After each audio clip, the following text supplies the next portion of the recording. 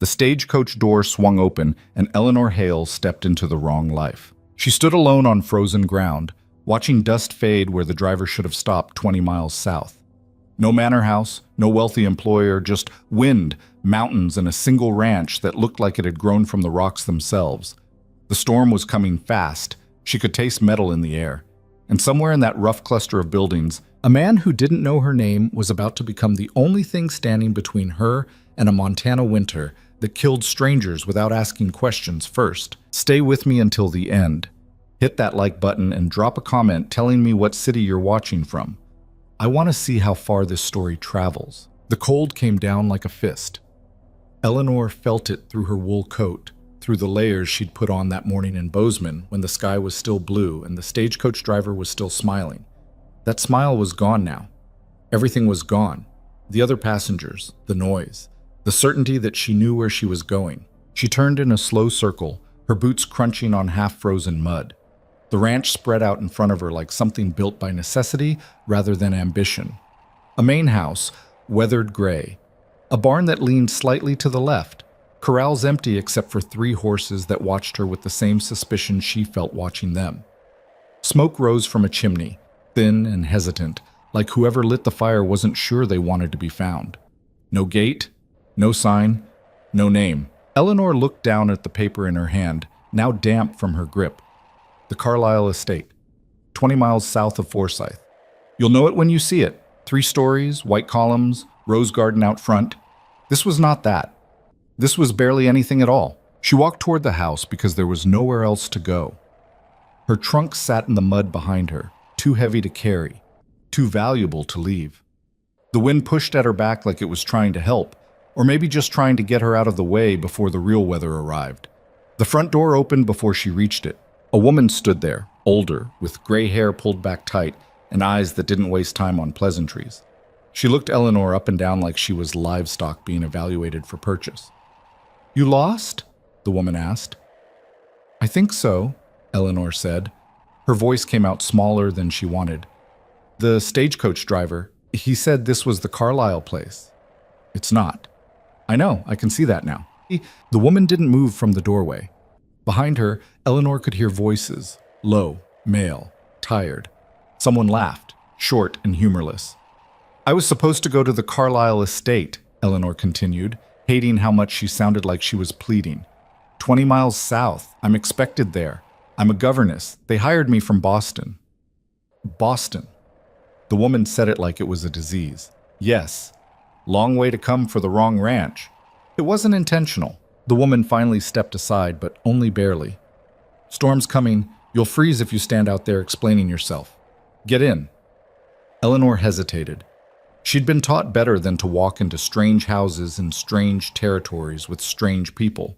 But she'd also been taught that Montana didn't care about manners, and right now the wind was picking up in a way that made her ears ache. She stepped inside. The house was warm, warmer than she expected. A fire burned in a stone hearth that took up half the wall. The room smelled like coffee and wood smoke and something else, something animal and unfamiliar. 3 men sat at a long table, all of them turning to look at her with the same expression, vague annoyance mixed with curiosity. "Found her on the porch," the woman said, closing the door hard enough to rattle the frame. "Didn't know we were expecting company," one of the men said. He was older, maybe 60, with a beard that hadn't been trimmed in weeks. "We're not," the woman replied. "Stagecoach dropped her here by mistake, says she's supposed to be at Carlisle's." That got a reaction. The youngest man, mid-20s, dark hair, shoulders built for work, looked up from his coffee. His face didn't change much, but something shifted in his posture. "Carlisle," he repeated. "That's what she said." He stood slowly, like standing was something that required consideration.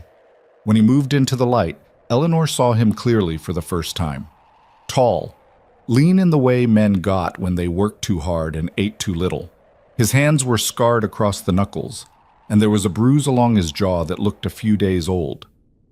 "You got a name?" he asked. "Eleanor Hale." "Jonah Reed." He didn't offer his hand. "That's my mother, Ruth. The old man's my uncle, Samuel. Other one's Davis. He works here." Eleanor nodded to each of them. Ruth was already walking toward the back of the house. Samuel had returned to whatever he'd been doing before she arrived. Davis just stared. Carlisle's place is a day's ride south, Jonah said. Maybe more in this weather. I know. The driver, he must have misunderstood. Or he didn't care. Jonah's voice was flat. No judgment in it, just fact. They don't pay him enough to care. Can I hire someone to take me there? Eleanor looked around the room as if a solution might be sitting in one of the corners. I have money. Not much, but... Storm will hit before sundown, Jonah interrupted. No one's riding anywhere tonight. Maybe not tomorrow either. Eleanor felt something cold settle in her chest that had nothing to do with the temperature. How long? 2 days. 3 if it's bad. I'm expected. They'll worry, Jonah shrugged, a gesture so casual it felt cruel. Can't help what they'll think. Can't change the weather. Ruth reappeared from the back hall, carrying a bundle of blankets. She dropped them on a chair near the fire without ceremony. You can sleep here, she said, nodding toward a small room off the main space. It might have been a study once, or storage. Now it was just empty. There's a cot. It's not soft. That's fine, Eleanor said quickly. I appreciate it, really. I don't want to be an inconvenience. Too late for that, Ruth said, but there was no malice in it, just exhaustion. Jonah walked past Eleanor toward the door, pulling a heavy coat off a hook. I'll bring your trunk in before the mud freezes over it. You don't have to... He was already outside. Eleanor stood there, surrounded by strangers in a house that smelled like survival, and felt the full weight of her mistake settle onto her shoulders. This wasn't the plan. The plan had been simple. Take the job, save money, build a life somewhere clean and predictable. The Carlisle family had written such polite letters. They'd promised a good salary, a private room, children who loved learning. This was none of those things. Ruth handed her a cup of coffee without asking if she wanted it. Drink. You look like you're about to fall over. Eleanor took it, grateful. The coffee was strong enough to taste like punishment, but it was hot, and that was enough. How'd you end up out here? Ruth asked, settling into a chair by the fire. Advertisement in a Boston paper. The Carlisles were looking for a governess. I answered. You come all this way just for a job? I didn't have much reason to stay. Ruth studied her for a long moment, the kind of look that saw through polite answers and into the truth beneath. Family? Gone. Recent? 2 years. Fever took both my parents within a week of each other. Ruth nodded slowly, like that explained something. And you've been doing what since? Teaching at a girls' school in Boston. Room and board included, but no real pay. I wanted something more. Something mine. So you came to Montana. Eleanor almost smiled. It seemed reasonable in the letters. The door opened again, and Jonah came in dragging her trunk like it weighed nothing. He set it down near the small room, water dripping off his coat onto the floor. It's going to get worse tonight, he said to Ruth. I checked the horses. They're fine, but if this keeps up, we'll need to bring in more wood tomorrow. I'll handle it, Samuel said from the table. No, you won't, Jonah replied, not unkindly. Your back's still bothering you. Samuel muttered something under his breath, but didn't argue. Jonah looked at Eleanor then, really looked at her, like he was trying to figure out what kind of problem she was going to be. You know how to work? He asked. The question caught her off guard. Yes, I've worked. I mean real work, cooking, cleaning, animals, not teaching kids their letters. Eleanor felt her spine straighten. I grew up on a farm in Vermont before my father became a clerk. I know how to work. Jonah's expression didn't change, but something in his eyes shifted. Maybe respect, maybe just recalibration. Good, he said, because if you're stuck here for a few days, you'll earn your keep. We don't have time for passengers. I wouldn't expect you to. Ruth made a sound that might have been approval. She can help me with the baby tomorrow. Eleanor blinked. Baby? My daughter-in-law just had a son 3 weeks ago. She's still recovering, and I've got more work than hours in the day. You know anything about infants? A little. I helped deliver my cousin's baby a few years back. Then you'll do fine. Jonah was already moving toward the back hallway, done with the conversation. Get some sleep, Miss Hale. Morning comes early here. He disappeared before she could respond. Eleanor stood there holding her coffee, surrounded by strangers who decided her value in under 10 minutes, and realized she didn't even know what she'd agreed to. The cot was exactly as uncomfortable as promised. Eleanor lay on her back, staring at the ceiling beams, listening to the wind howl outside like something alive and angry.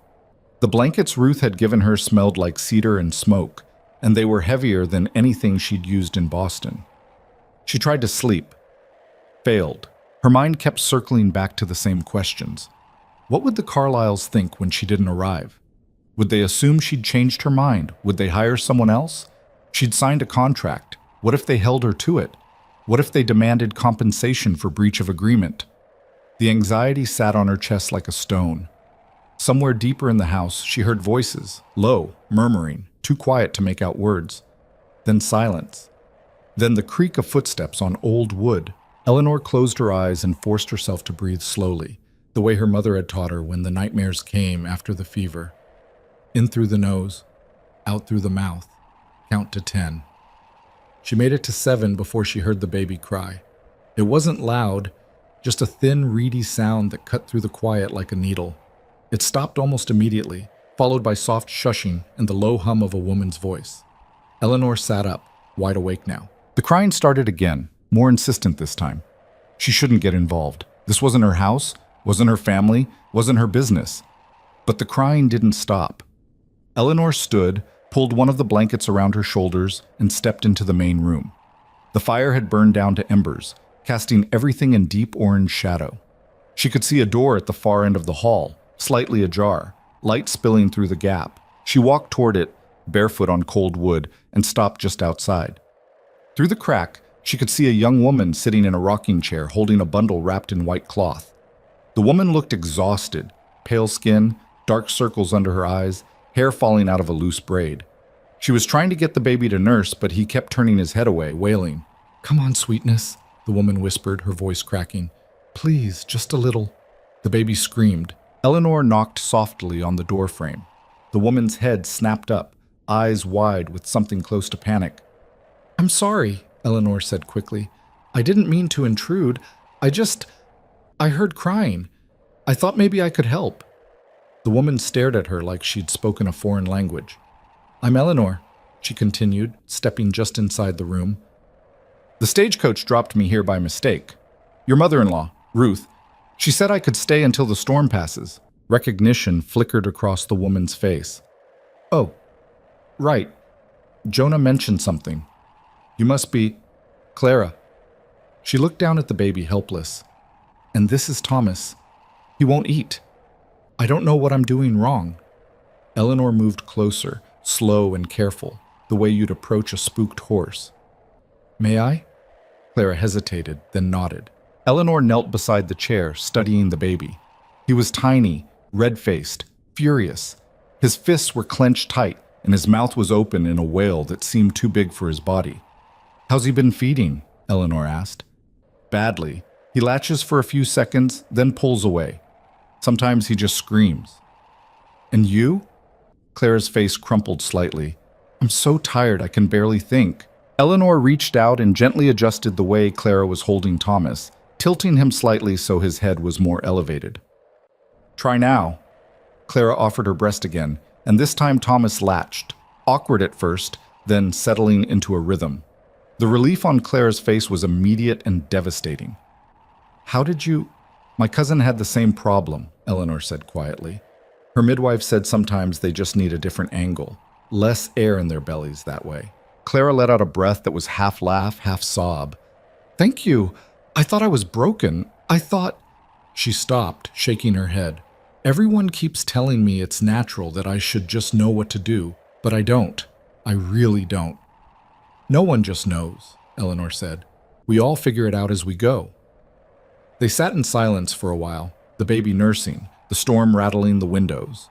Eleanor should have gone back to bed, should have left Clara to her privacy. But something kept her there. "Where's your husband?" she asked, then immediately regretted it. "I'm sorry, that's not my business." "He's in the barn," Clara said, no offense in her voice. "There's a mare about to foal. He's been out there all night. Jonah's with him." "Jonah's his brother?" Clara nodded. "David's the older one, but Jonah runs the place, always has, even when their father was alive. David helps, but his heart's not really in it. He wanted to go to California, work on the railroads.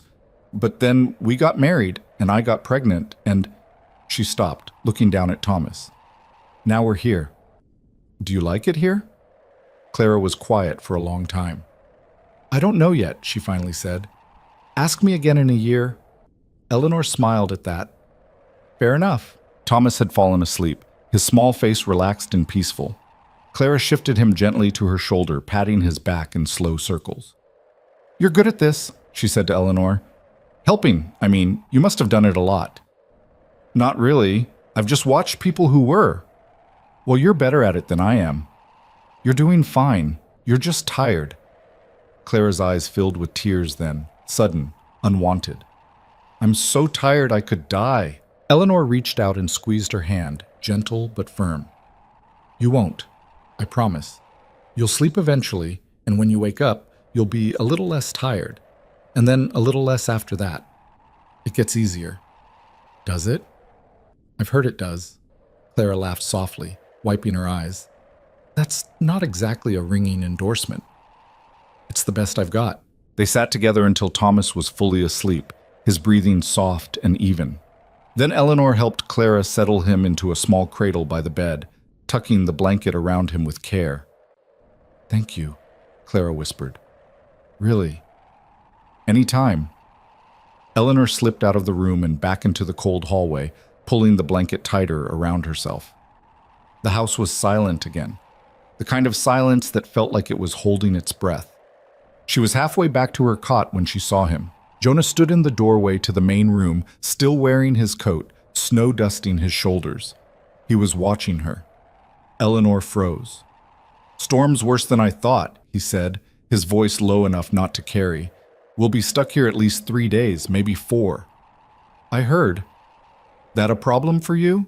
Eleanor thought about the Carlyles, about the contract, about everything she'd left behind in Boston to get here. Then she thought about Clara's exhausted face and Thomas's tiny fists and the way this house felt like it was barely held together by stubbornness and will. No, she said. It's not a problem. Jonah nodded once, then turned and walked toward the fire, stripping off his coat and hanging it to dry. Eleanor went back to her cot, lay down, and this time she slept. Morning arrived brutal and bright. Eleanor woke to the sound of boots on wood and the smell of something burning. She sat up, disoriented, and realized the small room was freezing. The fire must have died sometime in the night. She dressed quickly, layering everything she had, and stepped into the main room. Ruth stood at the stove, jabbing at something in a skillet with more aggression than seemed necessary. Samuel sat at the table, eating in silence. Davis was nowhere to be seen, and Jonah was pulling on heavy gloves near the door, his face set in the same unreadable expression he'd worn last night. You're up, Ruth said without looking. Good. I need help with breakfast. Eleanor moved toward the stove automatically, tying her hair back with a ribbon. What are you making? Eggs, bacon, biscuits if I don't burn them? I can handle biscuits. Ruth stepped aside without argument, handing over the flour tin. Don't make them fancy, just make them edible. Eleanor worked quickly, her hands remembering the rhythm even though it had been years. Mix flour, salt, baking powder. Cut in the lard. Add milk slowly until it came together. Pat it out, cut circles, bake. Simple, familiar. She had them in the oven before Ruth finished the eggs. You weren't lying about knowing how to work, Ruth said, grudging approval in her voice. I don't lie. Everyone lies. Not about biscuits. Ruth almost smiled. Jonah came back inside, shaking snow off his hat. Horses are fed, barns secure, but we're going to need more firewood before tonight. I'll get it, Samuel started to say, but Jonah cut him off. I already told you, your back's not healed. It's fine. It's not. They stared at each other for a moment, some old argument playing out in silence. Then Samuel grunted and went back to his breakfast. I can help, Eleanor said. Jonah looked at her like she'd suggested something absurd. You? I'm capable of carrying wood. It's heavy. So am I. Ruth made that sound again, the almost laugh that meant she was entertained but wouldn't admit it. Jonah studied Eleanor for a long moment, then shrugged. Fine. After breakfast. They ate in shifts. First the men, then Ruth and Eleanor, then Clara when she finally emerged from her room looking like she'd barely slept. Thomas was fussing again, and Eleanor took him without asking, bouncing him gently while Clara ate cold eggs with shaking hands. "You're good with him," Jonah said, the first time he'd spoken directly to her since the night before. "He's easy," Eleanor replied, which wasn't true, but felt like the right thing to say. "Clara thinks you're some kind of miracle." "I'm not." "I know, but she's tired enough to believe it anyway." Eleanor looked up at him, surprised by the honesty.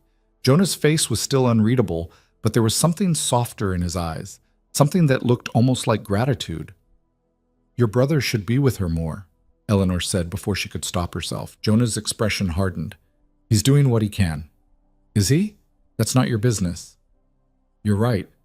I'm sorry." They stood in tense silence, Thomas wiggling between them, until Ruth called Jonah back to the table. Eleanor handed the baby to Clara and went to check on the biscuits. They were perfect, golden, flaky, exactly the way her mother used to make them. She set them on the table, and for the first time since she'd arrived, the room went quiet in a way that felt like approval. Carrying firewood turned out to be exactly as miserable as Eleanor expected. The woodpile was behind the barn, half buried in snow, and each log felt like it weighed more than the last. Jonah worked in steady silence, stacking pieces in a wheelbarrow and hauling them back to the house. Eleanor did the same, slower, her arms burning with effort. "You don't have to keep up with me," Jonah said after the third trip. "I'm not trying to keep up with you. You're going to hurt yourself. I'm fine." He gave her a look that said he didn't believe her, but he didn't argue. They worked for an hour, maybe more, until Eleanor's hands were numb and her back was screaming. When they finally finished, Jonah nodded toward the house. "Go warm up. I'll finish stacking." I know you can, but you don't have to." Eleanor wanted to argue, wanted to prove she wasn't fragile or useless. But her fingers were so cold they'd stopped bending properly, and her pride wasn't worth frostbite. "Thank you," she said quietly. Jonah just nodded and turned back to the woodpile. Inside, Ruth had hot coffee waiting. Eleanor wrapped her hands around the cup and let the heat sink into her bones. "He's stubborn," Ruth said, watching through the window as Jonah worked. "But he's fair. If he sees you're willing, he'll treat you like you belong." "I don't belong here." "Not yet." Eleanor didn't know what to say to that, so she drank her coffee and said nothing. The day unfolded in slow, exhausting increments. Eleanor helped Ruth with laundry, scrubbing clothes in water so cold it made her knuckles ache. She watched Clara with Thomas, offering small suggestions that seemed to help. She peeled potatoes for dinner, kneaded dough for tomorrow's bread, swept floors that never seemed to stay clean. And through it all, she watched. She watched the way Jonah moved through the ranch like he was part of it, every action deliberate and efficient. She watched the way David avoided eye contact with his wife, guilt written all over his face. She watched Ruth hold everything together with sheer force of will. This wasn't a family, it was a machine, grinding forward because stopping meant death. And somehow, without meaning to, Eleanor had become a gear in that machine. By the time night fell, she was so tired she could barely stand. But when Clara asked if she'd sit with her again while Thomas nursed, Eleanor said yes. They talked about small things, the weather, the ranch, the impossibility of keeping a house warm when the wind never stopped. Clara asked about Boston, and Eleanor told her about the school, about the girls who hated grammar and loved stories, about the way the city smelled like salt and coal smoke. "Do you miss it?" Clara asked. "Sometimes, but not as much as I thought I would." "Why not?" Eleanor looked down at Thomas, sleeping peacefully now, and tried to find the right words. "Because Boston felt like I was waiting for my life to start," she finally said. "And this, whatever this is, it feels like it already has." Clara smiled, sad and knowing. "Be careful. Montana has a way of making you think you belong, right up until it reminds you that you don't." "Is that what happened to you?" "I don't know yet. Ask me in a year." Eleanor laughed softly, and for the first time since stepping off that stagecoach, she felt something close to peace. On the third night, the storm finally broke. Eleanor stood at the window, watching the sky clear and the stars emerge, sharp and cold and endless. Tomorrow, someone would ride to town. Tomorrow, she could get word to the Carlyles. Tomorrow, everything would go back to the plan. But tonight, she stood in a house that wasn't hers, surrounded by people who didn't owe her anything, and felt safer than she had in 2 years. Jonah appeared beside her, silent as always. "Storm's over," he said. "I know. We'll get you to Carlisle's by the end of the week." "I know." They stood together, not quite touching, watching the stars. "Thank you," Eleanor said, "for letting me stay. Didn't have much choice." "You did. You could have turned me away." Jonah was quiet for a long time. Then, "No, I couldn't have." Eleanor looked at him, but his face was turned away, lost in shadow. "Why not?" she asked. He didn't answer, and Eleanor realized, with a certainty that felt like falling, that she didn't want to leave. Not yet. Maybe not ever. The road to Carlisle's estate took 4 hours by wagon, and every minute of it felt wrong. Eleanor sat beside Jonah on the bench seat, her trunk rattling behind them, watching the Reed Ranch disappear into the distance. The sky was clear now, almost painfully blue, and the snow had already started melting in patches across the valley. Everything looked different in daylight, smaller somehow, less threatening. She'd said goodbye to Ruth that morning, quick and awkward, both of them pretending it meant less than it did. Claire had cried, which surprised Eleanor more than it should have.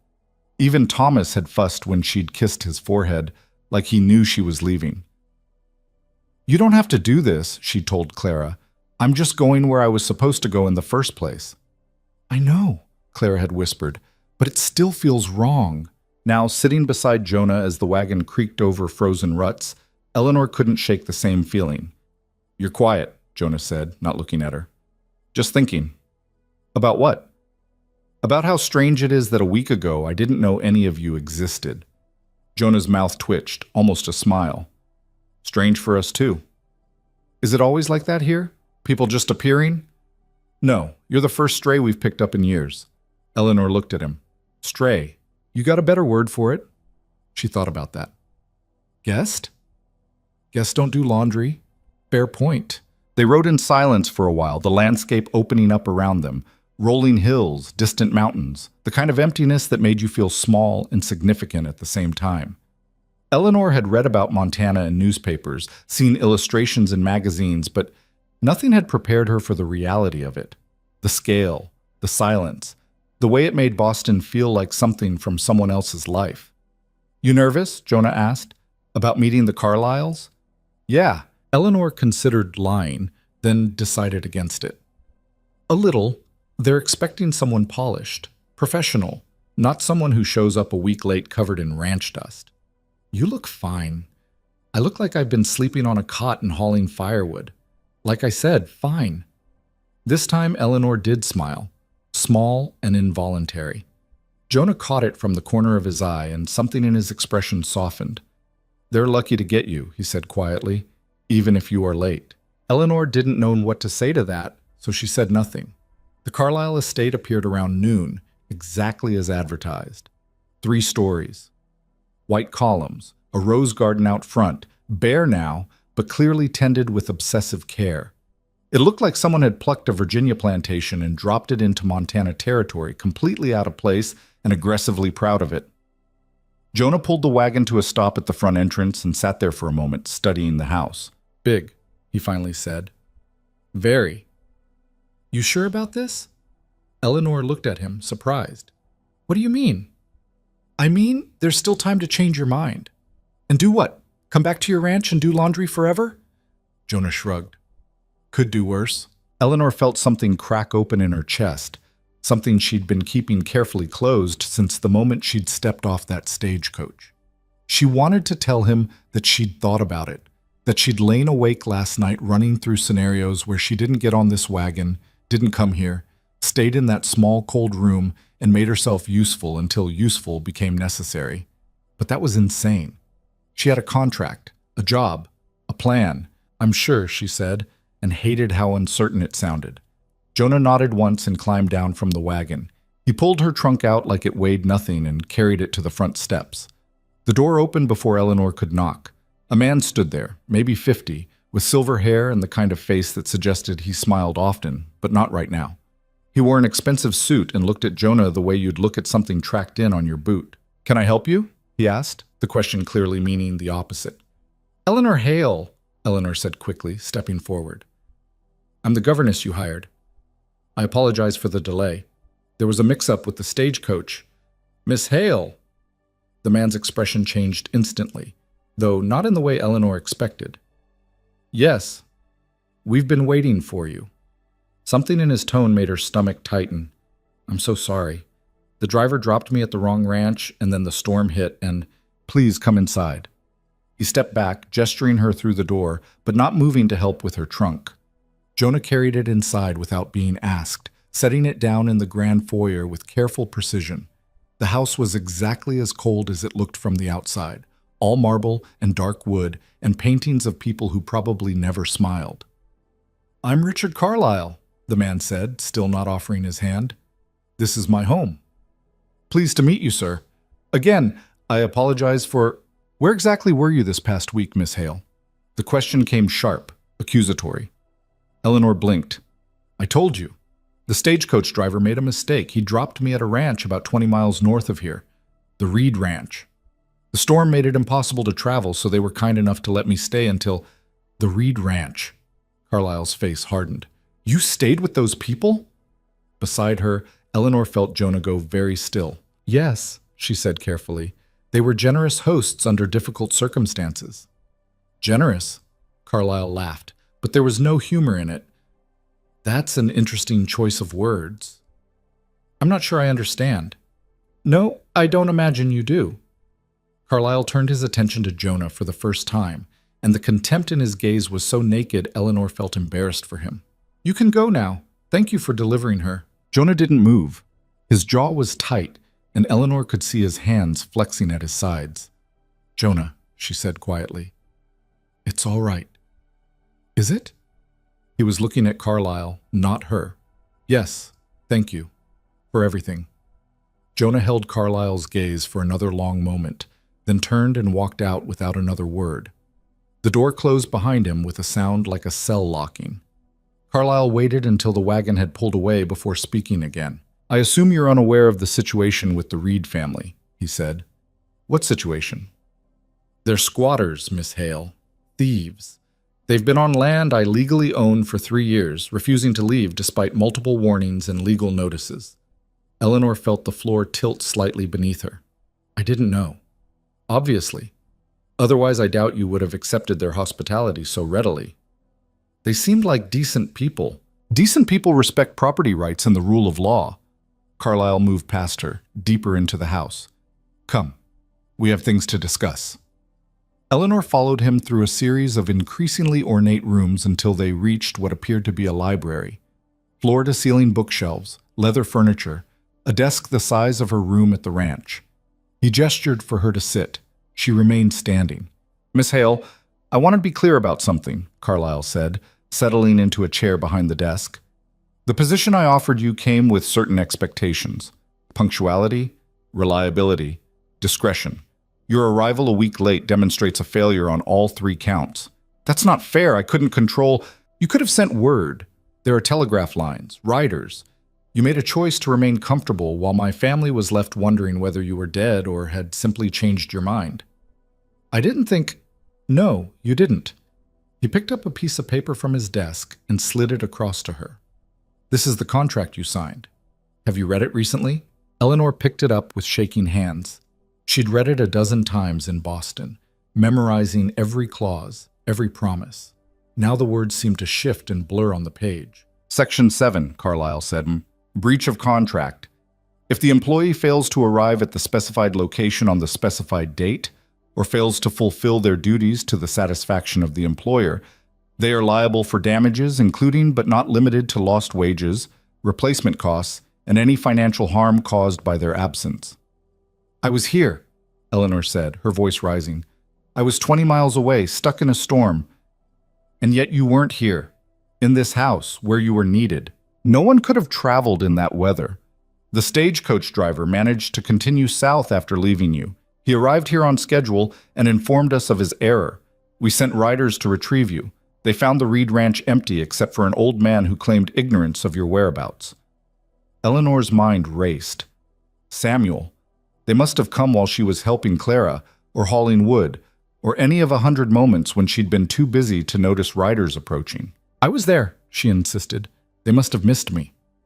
Or perhaps the Reeds deliberately concealed you to cause me inconvenience. That's absurd. Is it?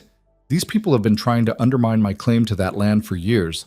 What better way than to intercept my employee and turn her against me before she even arrives? Eleanor felt something cold and sharp settle in her stomach. You think they kept me there on purpose? I think it's a possibility worth considering. They fed me, sheltered me, asked for nothing in return. How noble of them. Carlyle stood and walked to the window, his back to her. Miss Hale, I'm going to be frank with you. The children need a governess. You came highly recommended from Boston. I would prefer to honor our contract and have you begin work immediately. But I need to know that you understand the situation here. The Reeds are not your friends. They are criminals squatting on land that belongs to me. If you have developed some misguided loyalty to them during your brief stay, I need to know now. Eleanor stared at the back of his head, her mind spinning. Nothing he said matched what she'd experienced. Ruth's exhausted kindness, Clara's desperate gratitude, Jonah's quiet protection. None of it felt like manipulation, but she'd only been there a week, and this man owned half the territory. I have no loyalty to them, she heard herself say. The words tasted like metal. Good. Carlyle turned back around and his face was pleasant again, almost warm. Then we can put this unpleasantness behind us. I'll have Mrs. Brennan show you to your room. The children are eager to meet you. We'll begin tomorrow morning, and we can all pretend the last week never happened. Eleanor nodded, numb. A woman appeared in the doorway as if summoned, middle-aged, stern, dressed in black. Mrs. Brennan, presumably. She led Eleanor up 2 flights of stairs to a small but comfortable room in the east wing. The window looked out over the rose garden and the valley beyond. Dinner is at 6, Mrs. Brennan said. You'll eat with the family tonight. After that, you'll take your meals with the children unless Mr. Carlyle requests otherwise. Thank you. Mrs. Brennan left without another word. Eleanor sat on the edge of the bed, soft, so much softer than the cot at the ranch, and tried to remember why she'd wanted this. The money, the independence, the chance to build something that was hers. It all felt very far away now. She unpacked her trunk slowly, hanging her 2 good dresses in the wardrobe, placing her books on the shelf by the window. Everything had a place here. Everything was ordered, clean, predictable. It should have felt like relief. Instead, it felt like a cage. Dinner was excruciating. The Carlyle family consisted of Richard, his wife Victoria, and their 3 children, Margaret, age 12, William, age 9, and Charlotte, age 6. They sat at a table that could have seated 20, eating food prepared by people Eleanor never saw, and made conversation that sounded like it had been rehearsed. Margaret asked Eleanor about Boston with the kind of polite disinterest that suggested she'd been told to ask. William said nothing, focused entirely on cutting his meat into identical squares. Charlotte stared at Eleanor with open suspicion. Miss Hale will be starting lessons tomorrow, Victoria said, smiling at her children. I expect you all to be on your best behavior. Yes, Mama, they chorused. Eleanor tried to smile back, tried to feel some excitement about the work she'd come here to do. These were good children, probably. Smart, well-fed. They had access to books and music and everything she dreamed of providing to students, but all she could think about was Thomas's angry little fists and Clara's exhausted tears and the way Ruth had said, "You're doing fine," like it was both criticism and praise. Miss Hale, are you all right? Victoria asked. You look pale. I'm fine, just tired from the journey. Of course. Richard told me about your ordeal with those squatters. Eleanor's fork stopped halfway to her mouth. They were very kind. Kind. Victoria dabbed at her lips with a napkin. Well, it's generous of you to say so. Richard cut in smoothly. My wife has strong feelings about the Reed situation. We lost a significant investment when they refused to vacate the property. What kind of investment? Eleanor asked before she could stop herself. We'd planned to build a grist mill on their land. The water rights alone were worth thousands, but they've contested our claim at every turn, filing endless petitions and appeals. It's been enormously costly, not to mention frustrating. Eleanor set down her fork carefully. They said the land belonged to them. The table went very quiet. I'm sure they did, Richard said, his voice pleasant but with an edge underneath.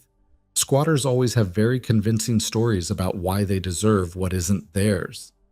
Eleanor wanted to argue, wanted to ask how he could be so certain, wanted to demand proof. But she was sitting in this man's house, eating his food, under contract to raise his children. So she said nothing. After dinner, she excused herself and went back to her room. She tried to read but couldn't focus, tried to sleep but lay awake staring at the ceiling, her mind churning. At some point past midnight, she got up and went to the window. From here she could see north, toward the mountains, toward the Reed Ranch, invisible in the darkness. She thought about Jonah standing beside her in the starlight, saying, I couldn't have, when she thanked him for letting her stay. She thought about Ruth's almost smile when the biscuits came out perfect. She thought about Clara saying, ask me in a year, like survival was something you earned day by day.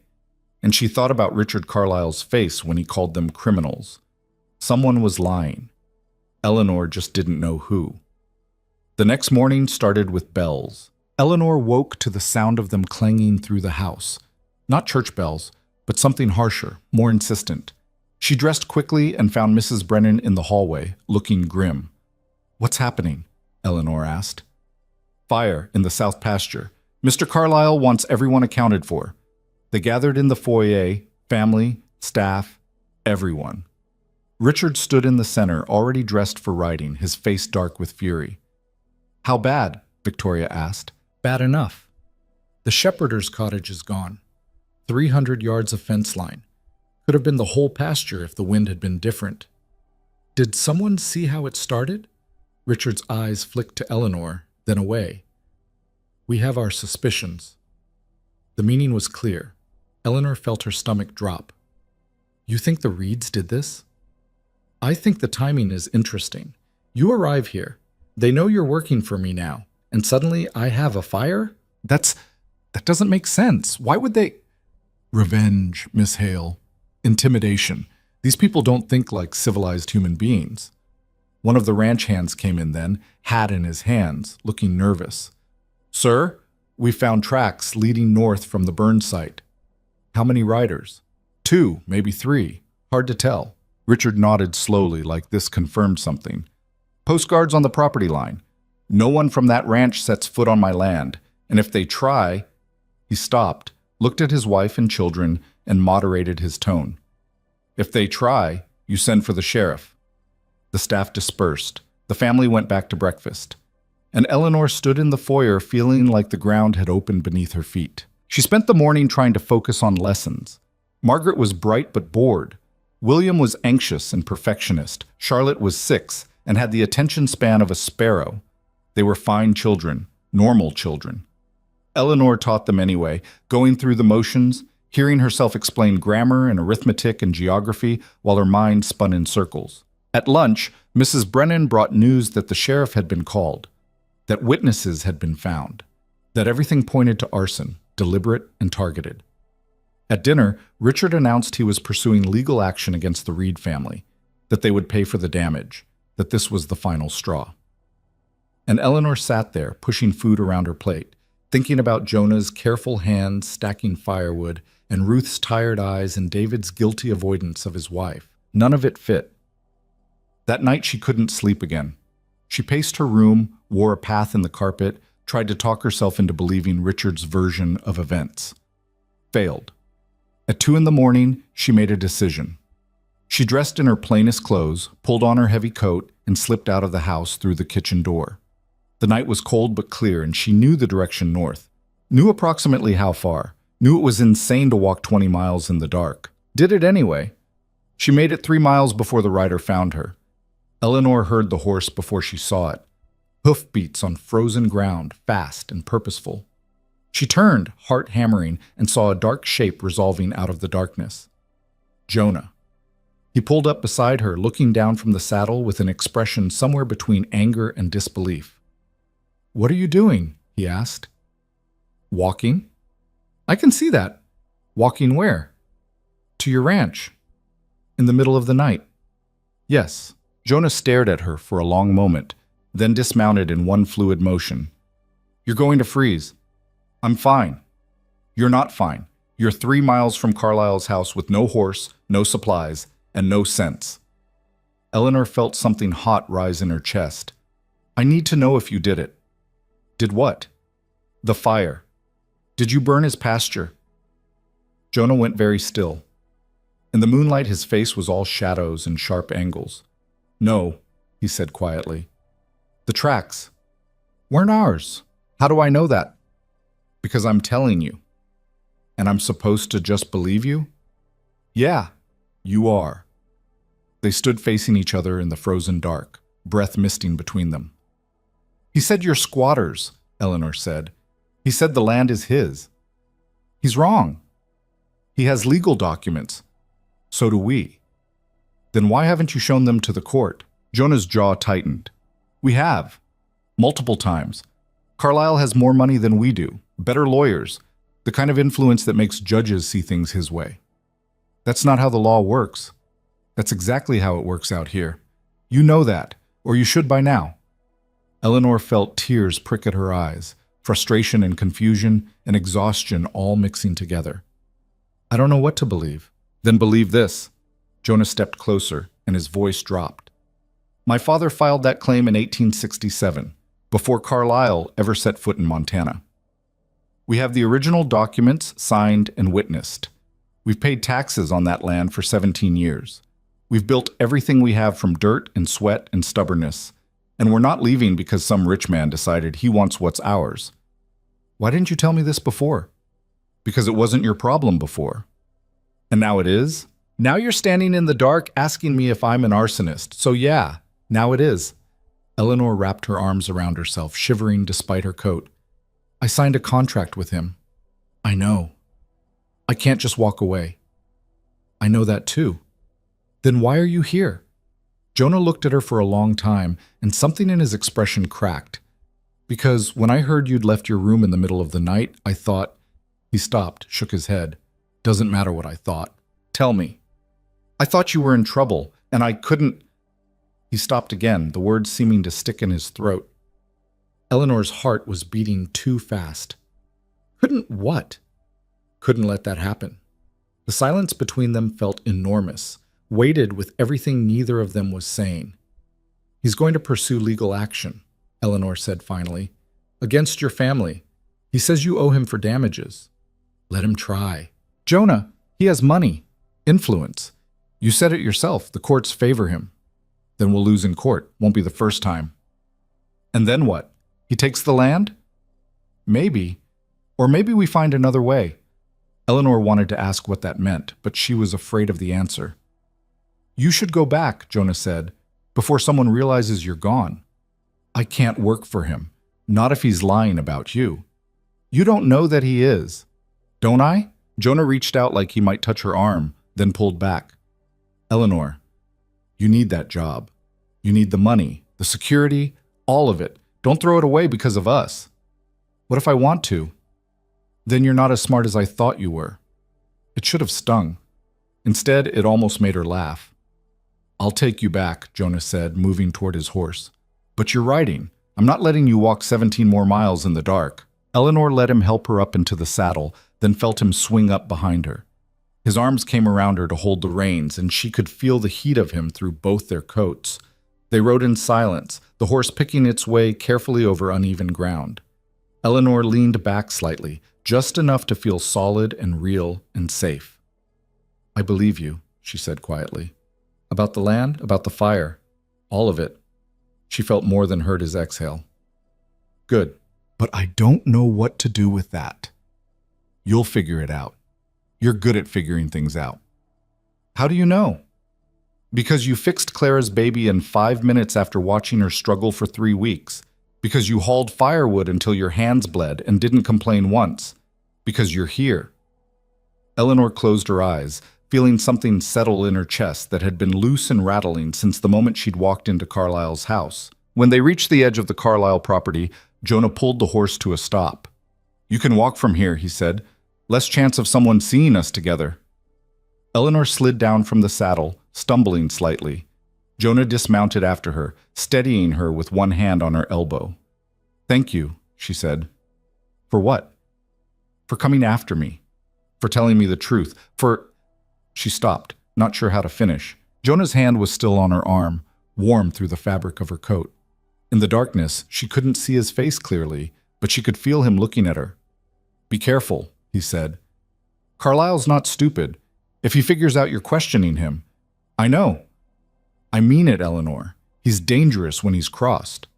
I'll be careful. Jonah nodded and stepped back, breaking contact. There's a town meeting next week, in Forsyth. They're looking for a teacher for the school there. The last one left to get married. If things don't work out with Carlisle, you're telling me to leave him? I'm telling you there are options, that's all. Eleanor felt something warm spread through her chest, fragile and terrifying. Would I see you if I took that job? Maybe, if you wanted to.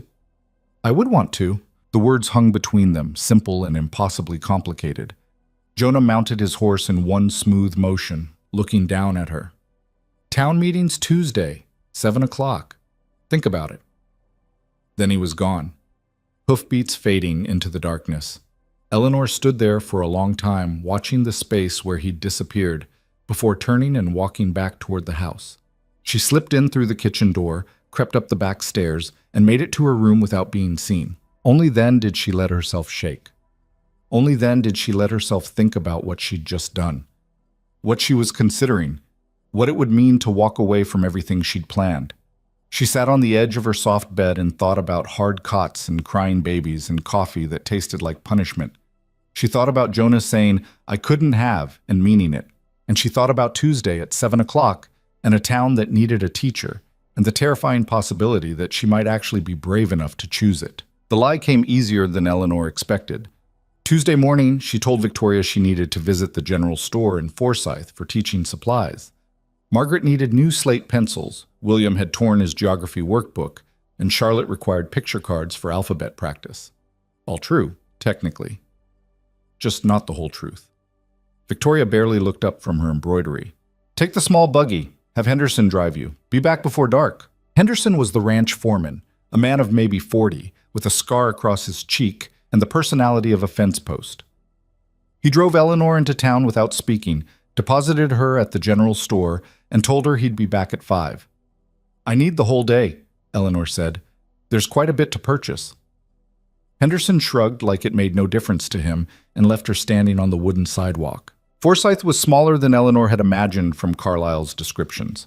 One main street, maybe 20 buildings, most of them looking like a strong wind could knock them flat. But there was a bank, a hotel, a livery stable, and a squat brick building with Town Hall painted across the front in letters that had once been white. Eleanor bought the supplies first, establishing her alibi. Then she sat in the general store's back room with a cup of terrible coffee and waited for 7 o'clock. The wait felt endless. She watched people come and go through the store's dusty window. Cowboys. Miners. A few women in dresses that had seen better days. Everyone moved with purpose, like standing still was something they couldn't afford. At 6:30, she couldn't wait anymore. The town hall was already half full when she arrived. Rough benches lined up in rows, most of them occupied by men in work clothes and women with tired eyes. At the front of the room, a man with white hair and a badge on his vest was arranging papers on a makeshift podium. Eleanor slipped into a back row and tried to make herself invisible. She didn't see Jonah anywhere. The white-haired man called the meeting to order at 7 sharp. All right, folks, we've got business to cover, so let's keep this moving. First item, the school situation. A woman in the front row stood up. She was maybe 35, sturdy built, with the kind of face that suggested she didn't tolerate nonsense. We've been without a teacher for 6 weeks now. The children are falling behind. We need to make a decision. Agreed, the white-haired man said. Anyone have candidates? Silence. The woman tried again. We've posted notices in 3 counties. We've written to the Territorial Education Board. No one wants to come out here for what we can pay. How much can we pay? Someone asked. $30 a month, plus room and board. More silence. Eleanor did quick math in her head. It was less than half what Carlisle was paying her, but it came with freedom, and right now that felt like it might be worth more than money. What about that girl who came through last month? A man called out. The one from Illinois? Took one look at the schoolhouse and got back on the stagecoach, the woman replied. Said she wasn't going to teach in a building with rats. A few people laughed, but it sounded forced. The rats are gone now, someone else offered. Mostly. The door at the back of the hall opened, and Jonah walked in. Eleanor's heart did something complicated. He scanned the room, found her in the back row, and something in his face eased. He made his way toward her, ignoring the looks from people who clearly knew who he was, and sat down beside her without asking permission. "You came," he said quietly. "I said I would." "I know, but still." They sat in silence for a moment, close enough that Eleanor could feel the warmth of him through the space between them. Up front, the discussion was deteriorating into argument. Someone suggested lowering standards and hiring anyone who could read. Someone else said that was how you ended up with worse problems than no teacher at all. The sturdy woman was getting red in the face. "We need someone educated," she insisted. "Someone who knows what they're doing." "We need someone willing to stay," the white-haired man countered. "Education doesn't matter if they leave after 2 weeks." Eleanor felt Jonah shift beside her. She looked at him and saw something complicated working across his face. "Don't," he said quietly. "Don't what?" "Whatever you're thinking, don't." "I'm not thinking anything. You're a terrible liar." Eleanor almost smiled. Then she stood up. The room went quiet so fast she could hear her own heartbeat. "Excuse me," she said, her voice carrying farther than she'd intended. "I'm Eleanor Hale. I'm a certified teacher from Boston. I've been working as a governess here in the territory, but I'm interested in the position at the school." The sturdy woman's eyes went wide. "You're qualified?" "I taught at the Pemberton Academy for Girls for 3 years. Before that, I completed the normal school program at—" "Where are you working now?" the white-haired man interrupted. Eleanor hesitated. This was the moment, the point where she either committed or retreated. "The Carlisle estate," she said, "but I'm prepared to give notice if you'll have me." The reaction was immediate and complicated. Some faces lit up with hope, others darkened with suspicion, and a few, including the white-haired man, went very carefully neutral. "The Carlisle estate," he repeated slowly. "That's quite a change." "I'm aware." "Mr. Carlisle know you're here?" "Not yet." "That going to be a problem?" Eleanor thought about Richard's face when he talked about the Reeds, about Victoria's dismissive tone, about the contract she'd signed that probably had some clause about competing employment. "It might be," she admitted, "but that's my problem, not yours." The sturdy woman looked at the white-haired man. "Ben, we need a teacher. She's qualified, she's here, and she's willing.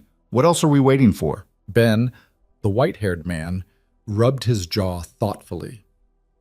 "Miss Hale, I'm the mayor of this town, such as it is. I'm also the one who has to deal with Richard Carlisle when he gets upset about something, and he will get upset about this." "I understand." "Do you? Because Carlisle doesn't like losing things he considers his, and he'll consider you his until that contract says otherwise. The contract can be broken. There are provisions with penalties, I'm guessing." Eleanor nodded. "Financial penalties, which I'll pay." "With what money?" She didn't have an answer for that. Beside her, Jonah stood up. "I'll cover it." Every head in the room turned toward him. "You," Ben said flatly. "Me." "Jonah, you're already on Carlisle's bad side. You want to make it worse?" "Don't much care what side I'm on. Miss Hale needs help breaking that contract. I'll help." "Why?" Ben's voice was sharp now, suspicious. Jonah's jaw tightened. "Because she's a good teacher and this town needs one. That reason enough?" The two men stared at each other, and Eleanor could feel the weight of something she didn't fully understand. Old tensions, old arguments, the kind of history that small towns held on to like grudges. "It's not about the money," Eleanor said, trying to pull the focus back. "I'll figure that out. The question is whether you want me for the position." The sturdy woman stood up. "I'm Sarah Mitchell. I've got 4 children who've been sitting idle for 6 weeks. Far as I'm concerned, you're hired. We can put it to a vote if Ben needs the formality, but my vote's yes." "Mine too," someone called from the middle rows. "And mine," another voice added. Ben held up his hands. All right. All in favor of offering Miss Hale the teaching position, say aye." The chorus of ayes was loud enough to rattle the windows. "Opposed?" Silence. Ben looked at Eleanor with something that might have been respect or might have been pity. Congratulations, Miss Hale. You're the new school teacher. Job starts next Monday. Room and board will be with the Mitchells until we can arrange something more permanent, and may heaven help you when Carlisle finds out. Eleanor felt something loosen in her chest that had been tight since the moment she'd stepped into Carlisle's house. Thank you, she said. Sarah Mitchell came over immediately, shaking Eleanor's hand with enough force to make her wince. You won't regret this. The children are good kids. Little wild, maybe, but good. I'm sure they're wonderful. I didn't say wonderful, I said good. Sarah grinned. Come by tomorrow and I'll show you the schoolhouse. It's not much, but it's got 4 walls and a roof that only leaks in 2 places. Eleanor laughed, surprised by how genuine it felt. The meeting continued, moving on to other business. Fence disputes, water rights, a proposal to build a new livery stable. Eleanor barely heard any of it. She was too busy trying to process what she'd just done. She'd quit a paying position with a wealthy family to teach in a building with rats and a leaking roof for half the salary. She'd committed to breaking a legal contract she probably couldn't afford to break. She'd thrown away everything practical and sensible and safe, and she felt better than she had in weeks. When the meeting finally ended, people filed out into the cool evening air. Sarah caught Eleanor's arm on the way out. You got a way back to Carlisle's tonight? The ranch foreman is picking me up at 5. I'm late. He'll wait. They always do. Sarah glanced at Jonah, who was standing a few feet away talking quietly with Ben. You two know each other? I stayed at his family's ranch when the stagecoach made a mistake. Before I got to Carlisle's. Ah. Sarah's expression suggested she understood more than Eleanor had said. The Reeds are good people. Don't let anyone tell you different. I won't. Sarah squeezed her arm once and headed off into the darkness, calling to her husband. Eleanor found herself standing alone with Jonah in the pool of light from the town hall's windows. Around them, the street was emptying, people heading home to suppers and chores and whatever came next. That was stupid, Jonah said. Which part? All of it. You just made an enemy out of the richest man in the territory. I know. And you did it anyway. Yes. Jonah shook his head, but he was almost smiling. You're going to fit in here just fine. Eleanor felt warmth spread through her chest. You really didn't have to offer to pay the contract penalty. I know. I can't let you do that. We'll argue about it later. Jonah nodded toward the street. Come on, I'll walk you back to the store. Your foreman's probably wondering where you disappeared to. They walked slowly, neither of them in a hurry. The street was quieter now, just the sound of their boots on packed dirt and the distant noise from the saloon. What do you think Carlisle will do? Eleanor asked. When I give notice? Nothing good. That's not reassuring. Wasn't meant to be reassuring. Was meant to be honest. Eleanor pulled her coat tighter against the wind. Will he try to stop me? Legally, I mean? Probably. He'll threaten at least. Maybe file suit. Depends how vindictive he's feeling. And if he does? Jonah was quiet for a moment. Then we'll deal with it. Ben's got connections. Sarah's husband used to be a lawyer before he came out here. You're not alone in this. I barely know these people. Doesn't matter. You're one of them now. That's how it works in towns like this. They reached the general store just as Henderson pulled the buggy around front. He gave Jonah a long, suspicious look, but didn't say anything. Eleanor climbed up into the seat, settling her packages beside her. She looked down at Jonah, backlit by the store's lamplight, and felt something shift in her chest that felt dangerous and necessary all at once. Thank you, she said, for coming tonight. For everything. Don't thank me yet. This is about to get complicated. I know. And you're still doing it? I am. Jonah nodded slowly, like he was accepting something he'd been fighting against. Then I'll see you Monday. At the school. You're coming to the school? Someone needs to fix that roof before it falls on your head. Eleanor felt herself smile, wide and involuntary. I'd appreciate that. Henderson made an impatient noise and snapped the reins. The buggy lurched forward, and Eleanor had to grab the seat to keep from tumbling backward. And Eleanor. She looked back once and saw Jonah still standing there, watching her leave. Then the darkness swallowed him, and she was alone with Henderson's disapproval and the long ride back to a house she'd already decided to leave. The confrontation came faster than expected. Eleanor barely made it through breakfast the next morning before Richard Carlisle appeared in the schoolroom doorway. his face carved from stone. "Miss Hale, a word, now." The children looked up from their primers, wide-eyed. "Class," Eleanor said calmly, "please continue with page 43. I'll return shortly." She followed Carlyle into his study and closed the door. He didn't offer her a seat. "I received an interesting report this morning," he said, his voice deadly quiet. "From one of my men who happened to be in Forsyth last night. He tells me you attended the town meeting." Eleanor's stomach dropped, but she kept her face neutral. "I did."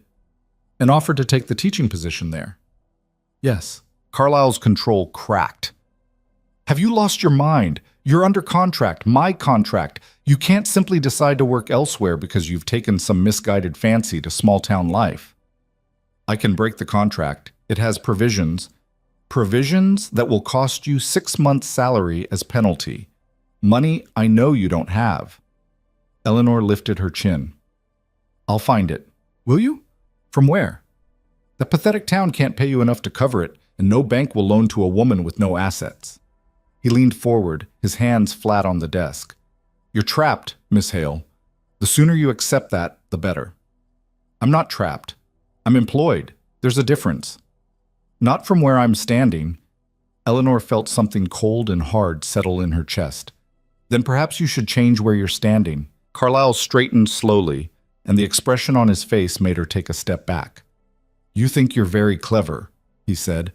"Coming out here with your Boston education and your pretty manners, thinking you can just do whatever you please. But this is my territory, Miss Hale. My land, my town, my rules. And if you try to break this contract, I will make you regret it." "Is that a threat?" "It's a promise. I will pursue every legal remedy available. I will sue you for breach of contract, for damages, for theft of my children's educational time. I will make sure every school in this territory knows what you did. You'll never teach again." Eleanor's hands were shaking, but she forced her voice steady. "I'm not afraid of you." "Then you're a fool."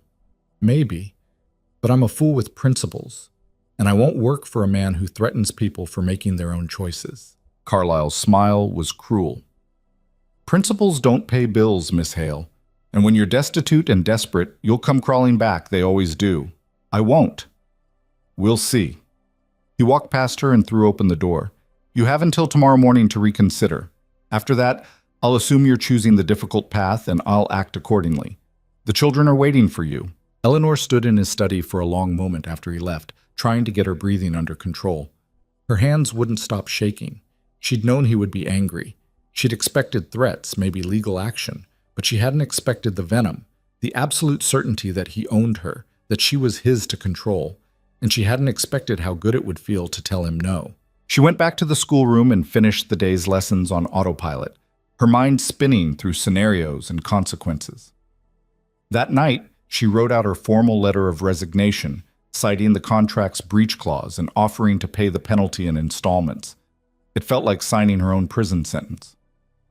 The next morning, she handed the letter to Carlyle at breakfast. He read it once, slowly, then set it down beside his coffee cup. "Very well," he said, his voice perfectly controlled. "I'll have my lawyer draw up the accounting. You'll owe me $300. Payment due in full within 30 days, or I begin legal proceedings." Eleanor felt the blood drain from her face. $300. She'd been expecting maybe half that.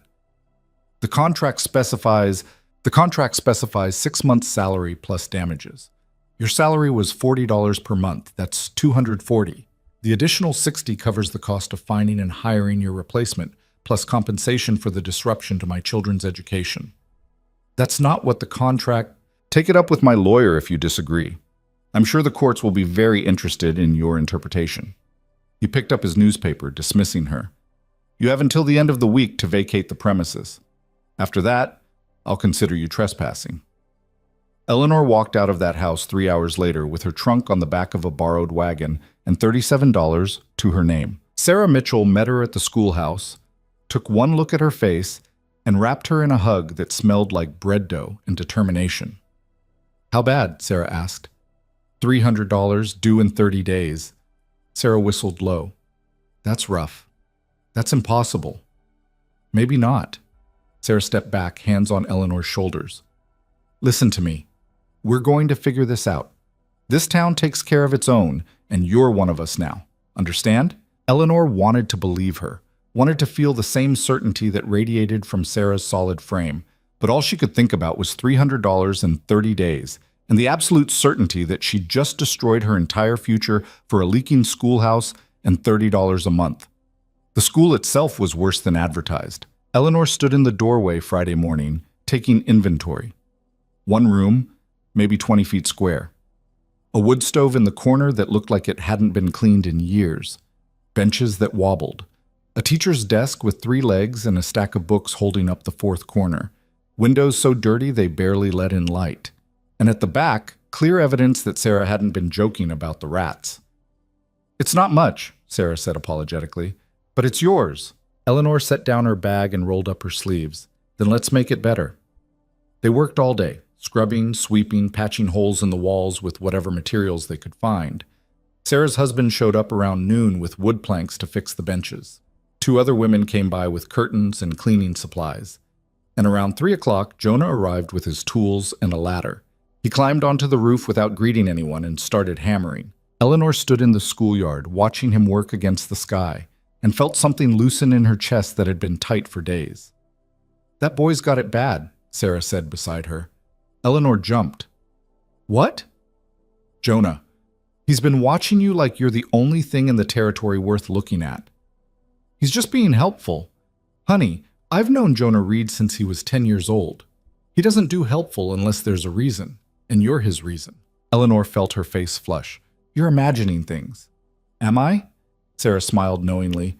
"Well, either way, that roof will be fixed by sundown, and that's one less thing to worry about."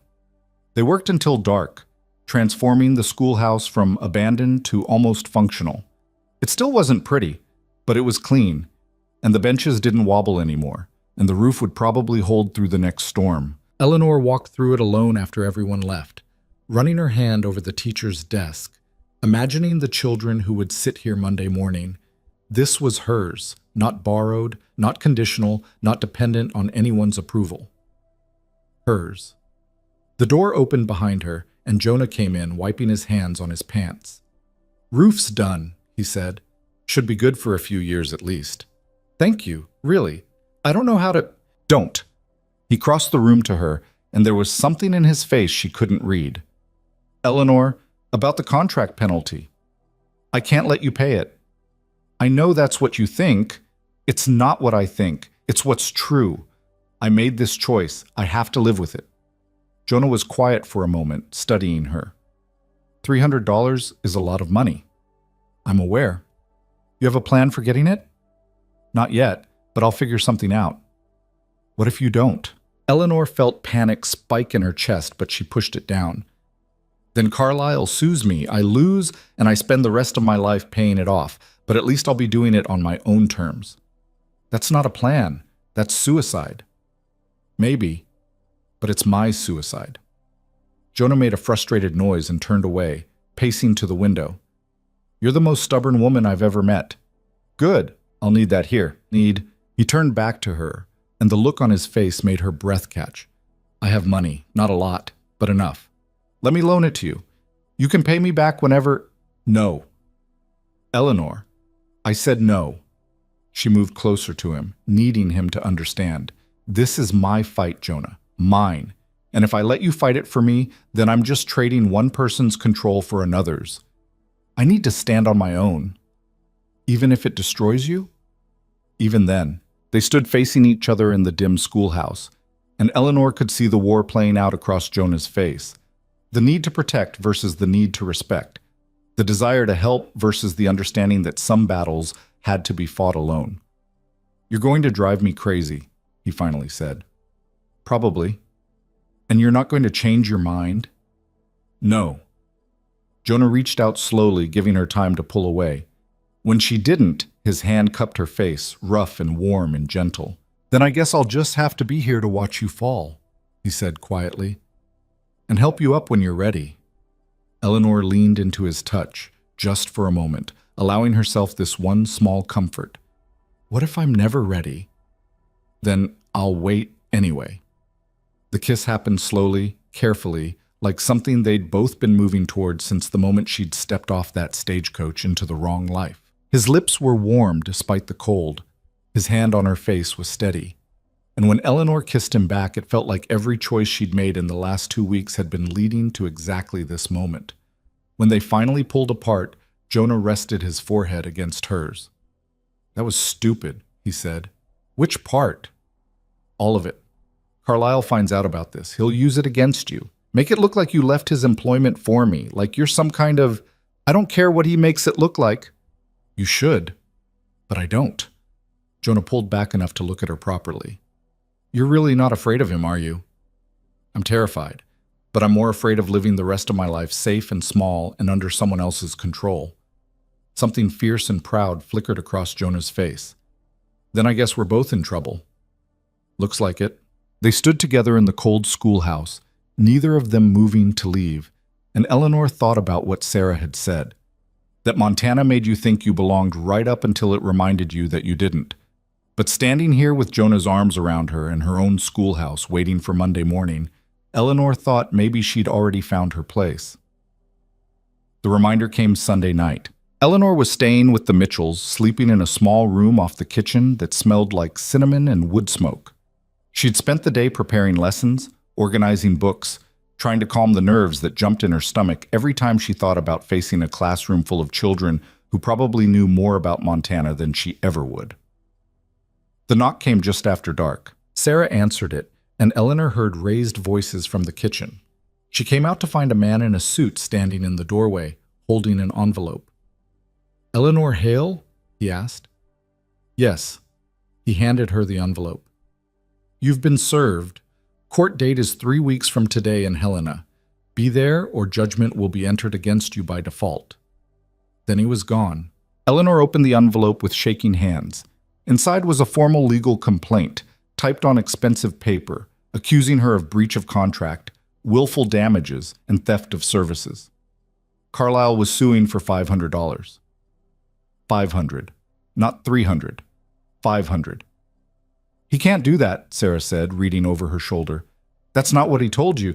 He can do whatever he wants. He's got lawyers. I've got nothing." Sarah's husband, a quiet man named Thomas, took the papers and read them carefully. His face got darker with every line. "This is intimidation," he said finally. "Half these charges won't hold up in court, but he's counting on you not being able to afford to fight them." "He's right," Eleanor said. "I can't." "Then we find you a lawyer." "With what money?"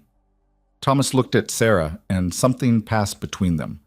"We'll figure it out, but you're not facing this alone." Eleanor wanted to believe him, wanted to feel the same determination that burned in both their faces. But all she could think about was $500 in 3 weeks and the absolute certainty that she'd just made the worst mistake of her life. That night, lying in the small room off the kitchen, Eleanor let herself cry for the first time since leaving Carlisle's house. She cried for her parents, who'd taught her to be brave and independent, but hadn't lived long enough to see whether those lessons would save her or destroy her. She cried for the girl she'd been in Boston, so certain that a contract and a plan would be enough to build a life on. And she cried for the woman she was becoming, who'd chosen principle over safety, and might pay for that choice with everything she had. Somewhere across the valley, Jonah was probably sleeping in his cold ranch house, unaware that the woman he'd kissed in the schoolhouse was falling apart in a borrowed bed. And somewhere in Helena, Richard Carlisle was probably smiling, certain that he'd won before the fight had even started. Eleanor pulled the blanket over her head and tried to remember why she'd thought she was strong enough for this. The answer didn't come. Morning came anyway, indifferent to Eleanor's tears. She woke with swollen eyes and a headache that felt like her skull was splitting, but the children would be arriving in 2 hours and self-pity was a luxury she couldn't afford. She washed her face in cold water, pinned her hair back with shaking hands, and walked to the schoolhouse before the sun had fully cleared the mountains. The building looked smaller in daylight, more fragile, like a strong wind could blow it apart. Eleanor unlocked the door and stepped inside. Someone had been here already. There was fresh wood stacked by the stove and a basket on her desk covered with a cloth. She lifted it and found bread, still warm, and a jar of preserves with a note in Sarah's handwriting. "First day. You'll be fine. We believe in you." Eleanor sat down at the wobbly desk, and put her head in her hands. She wasn't fine. She was drowning. But the children didn't need to know that. They started arriving at 8:30. First came Sarah's four, 2 boys and 2 girls, stair-stepped in age from 6 to 12. All of them watching Eleanor with the kind of curiosity usually reserved for circus animals. Then a handful of others, some barefoot despite the cold, some in clothes that had been mended so many times the original fabric was hard to identify. By 9 o'clock, she had 17 students crammed into a space meant for maybe 12, ranging in age from 5 to 15, with education levels that seemed to span everything from complete illiteracy to surprising sophistication. Eleanor stood at the front of the room and tried to remember how to breathe. "Good morning," she said, and her voice only shook a little. "My name is Miss Hale. I'm your new teacher." A boy in the back, maybe 13, with shoulders already broadening toward manhood, raised his hand. "Yes? You the one who quit working for Carlyle?" The room went silent. Eleanor could lie, could deflect, could establish authority by refusing to answer personal questions. Instead, she said, "Yes, I am." "Why?" "Because I wanted to teach here instead." "Here?" The boy looked around the shabby room like she'd lost her mind. "This place is falling apart." "I know, but it's ours, and that matters more than fancy furniture." The boy considered that, then nodded slowly and put his hand down. Eleanor felt something ease in her chest. She spent the first hour just assessing where everyone was. Reading levels, arithmetic skills, basic knowledge. The range was staggering. The oldest students could barely write their names. The youngest ones were reading at levels that would have impressed her Boston colleagues. By lunchtime, she had a splitting headache and no idea how she was going to teach 17 children of wildly different abilities in one room with limited supplies. But she also had their attention. And for now, that felt like enough. The children scattered at noon, some running home for lunch, others pulling out packages wrapped in cloth and eating in the schoolyard. Eleanor sat at her desk with the bread Sarah had left and tried to organize her thoughts into something resembling a teaching plan. The door opened. Jonah stepped inside, carrying a crate of books. Eleanor's heart did something complicated. "Thought you might need these," he said, setting the crate on her desk. "Found them in my mother's attic. She taught school before she married my father. Said you could have whatever's useful." Eleanor looked through the books, primers, readers, an atlas that was probably 15 years out of date, but still showed where things were. "This is... Thank you. Really. How'd it go this morning?" "Ask me in a week when I haven't scared them all away." Jonah almost smiled. "You won't scare them. You're too stubborn to let them leave." "That's not exactly a teaching qualification." "It is out here." They stood in awkward silence for a moment, and Eleanor could feel the weight of everything unsaid between them. The kiss in this same room 3 nights ago, the lawsuit waiting like a guillotine, the impossible mathematics of $500 in 3 weeks. "I heard about the court summons," Jonah said quietly. "Of course you did. Small town. Sarah's husband came by the ranch yesterday, said Carlisle's claiming 500 now instead of 3. Eleanor felt her throat tighten. "He's adding charges, trying to make it hurt more." "It's working, isn't it?" "Yes." Jonah moved closer, and Eleanor could see the frustration carved into his face. "Eleanor, please, let me help. I can get the money." "How? By mortgaging the ranch?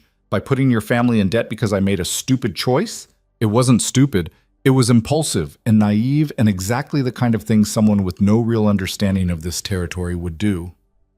Eleanor heard her voice rising and couldn't stop it. "I thought I could just walk away from a contract because I didn't like the terms. I thought principle mattered more than practicality. And now I'm going to lose everything because I was too proud to see reality." "You're not going to lose everything. You don't know that. I know you're not facing this alone." Eleanor wanted to believe him, wanted to feel the certainty that radiated from his solid presence. But when she closed her eyes, all she could see was Richard Carlisle's cruel smile and the typed words on expensive paper. $500, 3 weeks. "I need to get back to work," she said, turning away from him. "The children will be back soon."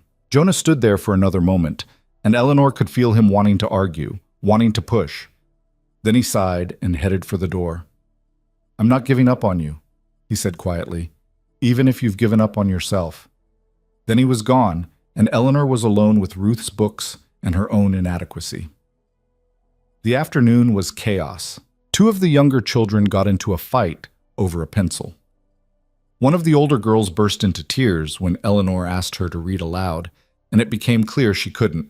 A boy threw up in the corner, and Eleanor had to clean it while keeping the other 16 students occupied. By 3 o'clock, when she finally dismissed them, Eleanor was exhausted in ways she hadn't known were possible. She stayed late, organizing books, planning lessons, trying to create some structure out of the mess. The sun was setting by the time she locked the schoolhouse door and started walking back to the Mitchells. She'd made it maybe half a mile when the riders appeared. 3 men, all of them carrying rifles, all of them wearing expressions that made Eleanor's stomach drop. She recognized one of them, Henderson, Carlisle's foreman, the same man who'd driven her to town that first day. They blocked the road, and Henderson dismounted slowly, like he had all the time in the world. "Miss Hale," he said, his voice flat. "Mr. Carlisle would like a word." Eleanor's mouth went dry. "I have nothing to say to Mr. Carlisle. Wasn't asking if you wanted to talk. Was telling you he wants to." "And if I refuse?" Henderson shrugged. "Then we'll have to insist." Eleanor looked at the other 2 men, both still mounted, both watching her with the kind of detachment that suggested they'd done this before and would do it again. She was alone on an empty road with 3 armed men working for a man who'd already shown he didn't care about fairness or decency. "Where?" she asked, hating how small her voice sounded. "His office, in town. He's there now, waiting." Eleanor calculated distances, options, chances of running. All of them ended badly. "Fine," she said, "but I'm walking. You can tell him I'll be there within the hour." Henderson smiled, and it wasn't kind. "We'll give you a ride. Make sure you don't get lost on the way." One of the other men dismounted and grabbed Eleanor's arm before she could protest. His grip was iron, and when she tried to pull away, he just tightened his hold. "Don't make this difficult," Henderson said. "We're just delivering you. Nothing more." They put her on a horse between 2 of them and rode into Forsyth as the sun finished setting. People on the street watched them pass. Eleanor could see faces in windows, shadows in doorways, but no one moved to help. Carlisle's office was in the back of the bank building, a room that smelled like cigars and leather. He was sitting behind a massive desk when they brought her in, and he didn't stand when she entered. Henderson pushed her into a chair. "She's here." "Thank you, wait outside." The 3 men left, closing the door behind them. Eleanor was alone with Carlisle for the first time since she'd handed him her resignation. He studied her for a long moment, and the look on his face made her skin crawl. "You've made quite an impression on this little town," he said finally. "The brave schoolteacher who stood up to the big bad rancher. Very romantic." Eleanor said nothing. "But romance doesn't pay bills, Miss Hale, and it certainly doesn't pay legal judgments." He opened a folder on his desk and pulled out a document. "I've been doing some research. You have no assets, no family to borrow from, no collateral for loans. You're functionally destitute. If you brought me here to gloat, I brought you here to offer you a solution." That stopped her. "What kind of solution?" Carlisle leaned back in his chair, fingers steepled. "Drop the teaching position. Come back to work for me. Fulfill your original contract. I'll withdraw the lawsuit." Eleanor felt something cold settle in her stomach. "You can't be serious." "I'm entirely serious. You're a good teacher. My children liked you, and I'm a reasonable man. I'm willing to overlook this entire unfortunate incident if you're willing to admit you made a mistake." "I didn't make a mistake." "No?" Carlisle's smile sharpened. "Then explain to me how you're going to pay $500 in 3 weeks. Explain how you're going to afford a lawyer, travel to Helena, mount any kind of defense. Explain how you're going to survive when I win, and I will win, and garnish every penny you earn for the next decade." Eleanor's hands were shaking in her lap. She curled them into fists to hide it. "Or," Carlisle continued, his voice almost gentle now, "you could simply acknowledge reality. Come back to work. Resume teaching my children. We forget this ever happened, and you go on with your life. No debt, no judgment, no consequences. Except I'd be admitting you were right. Is your pride really worth $500? Eleanor thought about the schoolhouse. About 17 children with wildly different abilities and the same desperate need to learn. About Sarah's bread and Ruth's books and Jonah's steady presence. She thought about what it would mean to go back to Carlisle's house, to teach his children while knowing what he was, to live under his control, his rules, his suffocating certainty that he owned everything and everyone. "Yes," she said quietly, "it is." Carlisle's expression hardened. "Then you're a fool." "Maybe, but I'm a fool who can sleep at night." "Can you? Because I wonder how well you'll sleep when you're homeless and unemployed and every door in this territory is closed to you." He stood, moving around the desk to stand over her. "I have influence, Miss Hale, real influence. One word from me and no school will hire you. No family will take you in. You'll be finished." Eleanor stood to face him, refusing to let him tower over her. "Then I'll be finished on my own terms." "Brave words. Let's see if you still feel that way in 3 weeks." He walked to the door and opened it. Henderson appeared immediately. "Take Miss Hale back to town. Make sure she arrives safely." The false courtesy made Eleanor's skin crawl, but she walked out with her head high, refusing to give him the satisfaction of seeing her afraid. They left her on the street in front of the general store. Henderson tipped his hat mockingly and rode off with his men. Eleanor stood there shaking, trying to process what had just happened. Carlisle had offered her an out, a way to make all of this go away, and she'd refused. "Eleanor?" She turned to find Thomas Mitchell standing behind her, concern written all over his face. "Are you all right? Someone saw Carlisle's men take you." "I'm fine. He just wanted to talk." "About what?" Eleanor felt tears threaten and blinked them back viciously. "He offered to drop the lawsuit if I came back to work for him." Thomas's face darkened. "That bastard. What did you say?" "I said no." Thomas studied her for a long moment, then put a hand on her shoulder. "Come on. Sarah's got supper ready. You can tell us everything." Eleanor let him lead her through the dark streets, too tired to argue, too overwhelmed to think. At the Mitchell house, Sarah took one look at her face and pulled her into a fierce hug. "We're going to fight this," Sarah said. "All of us. Together." "With what money? What lawyer?" "I used to practice law," Thomas said quietly, "before I came west. I'm not licensed in Montana Territory, but I can help you prepare a defense. Research the statutes, find precedents." "That's not enough. It's what we have. So it'll have to be enough." They sat around the kitchen table until midnight, Thomas reading through the lawsuit, Sarah taking notes, Eleanor trying to remember every detail of her contract with Carlisle. "He's inflated the damages," Thomas said finally. "Significantly. The contract specifies 6 months' salary as penalty for breach. That's $240. The rest is fabricated. Emotional distress for the children, cost of replacement, loss of social standing. None of it will hold up in court." "But we still have to prove that," Eleanor said, "in front of a judge who's probably been to dinner at Carlisle's house." "Maybe, but the law is the law. And if we can show the charges are baseless, even a friendly judge will have to dismiss some of them." Eleanor wanted to believe him, wanted to feel the same quiet confidence that radiated from his tired face. But all she could think about was Carlisle's certainty, his absolute conviction that he would win. That night, alone in the small room off the kitchen, Eleanor pulled out paper and started writing. She wrote to her former colleagues in Boston, asking if any of them knew lawyers who worked in the territories. She wrote to the Territorial Education Board, explaining the situation and asking for guidance. She wrote to everyone she could think of who might have advice or connections or even just sympathy. Then she wrote to Jonah. The letter started 3 different ways before she finally settled on honesty. "I don't know how to do this. I don't know how to fight someone with this much power. And I'm terrified that choosing principle over pragmatism was the stupidest decision I've ever made. But I can't go back. I can't live under his control, even if refusing means I lose everything. So I'm asking, not for money, not for rescue, just for you to tell me I'm not insane.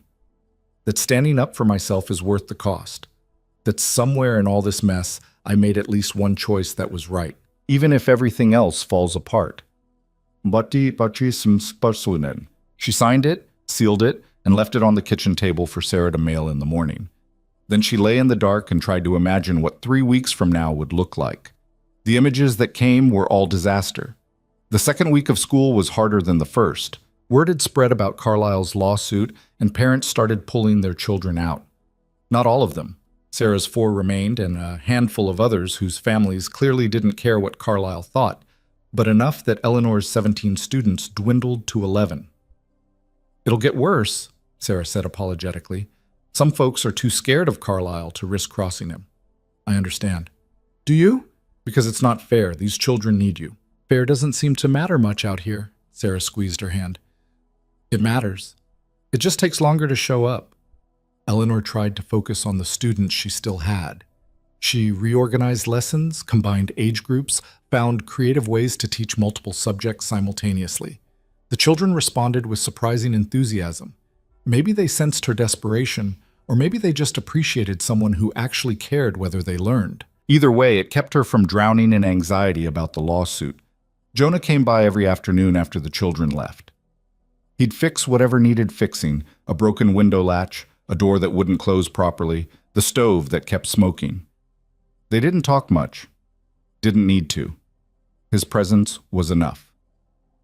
One evening, as he was packing up his tools, Eleanor finally worked up the courage to ask, "Did you get my letter?" Jonah's hand stilled on the hammer. "Yeah." "And?" He turned to face her, and the look in his eyes made her breath catch. "You're not insane. You're the bravest person I know, and you made the right choice. Even if it costs me everything, especially then." Eleanor felt tears threaten. "I'm scared. I know. What if Thomas can't find a defense? What if the judge rules against me anyway? Then we'll deal with it together." "You keep saying that." "Because I mean it." Jonah crossed the room to her, and his hands were gentle when they cupped her face. "Eleanor, I watched my father fight Carlisle for 10 years. Watched him lose in court over and over. Watched him pour money and energy and hope into a system that was rigged against him from the start. And you know what? He never regretted it. Not once. Because he knew standing up for what's right matters more than winning. Your father's dead." The words came out harsher than she intended, and Jonah flinched. "I'm sorry," Eleanor said quickly. "I didn't mean—" "No, you're right. He died fighting, but he died free. And that mattered to him more than living under Carlisle's thumb." Eleanor leaned into Jonah's touch, drawing strength from his solid presence. "I don't want to die fighting. I just want to teach." "Then that's what you'll do, no matter what happens in court. You can't promise that. Watch me." He kissed her then, slow and deliberate, and Eleanor let herself get lost in it. Let herself forget for just a moment about lawsuits and judgments and impossible debts. When they pulled apart, Jonah rested his forehead against hers. 3 weeks, he said quietly. "I know. We'll get through it." Eleanor wanted to believe him, wanted to feel the same certainty that seemed to come so naturally to him. But when she closed her eyes, all she could see was the courtroom and Helena and Carlisle's lawyer tearing her apart piece by piece. The break came from an unexpected direction. 2 weeks before the trial, a man arrived in Forsyth on the afternoon stagecoach. He was maybe 50, well-dressed, with the kind of face that suggested he'd seen everything and been impressed by none of it. He asked directions to the schoolhouse. Eleanor was in the middle of teaching fractions when he knocked. She opened the door to find him standing there, hat in hand. "Miss Eleanor Hale?" "Yes?" "My name is James Whitaker. I'm an attorney from Helena. I understand you're being sued by Richard Carlisle." Eleanor's heart started pounding. "How did you know that?" "I make it my business to know when powerful men abuse the legal system to intimidate working women." He glanced past her at the children, watching with open curiosity. "Could we speak privately?" Eleanor dismissed the children early and invited Whitaker inside. He looked around the shabby schoolhouse with the same expression she'd probably worn her first day, part horror, part grudging admiration. "You left a position at the Carlisle estate to teach here," he said. It wasn't a question. "Yes." "Why?" Eleanor thought about all the careful explanations she'd rehearsed, about contracts and principles, and the importance of independence. Instead, she said, "Because I couldn't stomach working for him anymore." Whitaker smiled, and it was the first genuine warmth she'd seen from him. "Good answer. Most people lie about their motives. Makes my job harder." "What exactly is your job?" "Taking cases like yours. Carlisle's been using the courts to bully people for years. Most of them can't afford to fight back, so he wins by default. But every once in a while, someone stands up to him, and when they do, I make sure they have representation. Eleanor felt something fragile and dangerous flutter in her chest. Hope. I can't pay you, she said quickly. I barely have enough to survive until the trial. I'm not asking for payment. I'm asking for permission to destroy Carlisle's case so thoroughly he'll think twice before trying this again. Why would you do that? Whitaker's expression hardened. Because 10 years ago, Carlisle filed a similar suit against a woman in Billings, a seamstress who'd refused to make his wife a dress because he owed her for previous work. He sued her for defamation and breach of contract. She couldn't afford a lawyer, couldn't mount a defense. The court ruled against her. She lost her shop, her home, everything. 6 months later, she killed herself.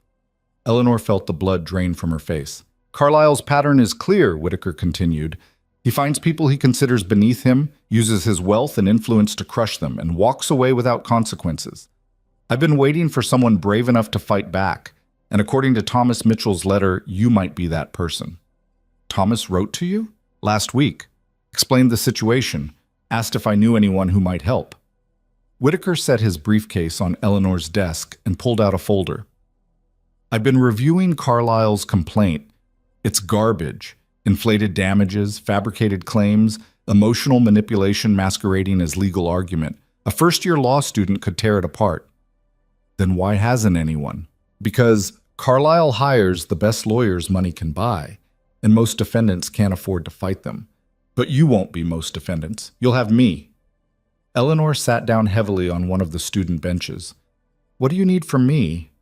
Everything, your contract, correspondence with Carlisle, witnesses who can testify to what happened, and most importantly, your willingness to stand up in court and tell the truth no matter how uncomfortable. I can do that. Even if Carlisle's lawyer tries to destroy your character, suggests improper relationships, accuses you of moral failings.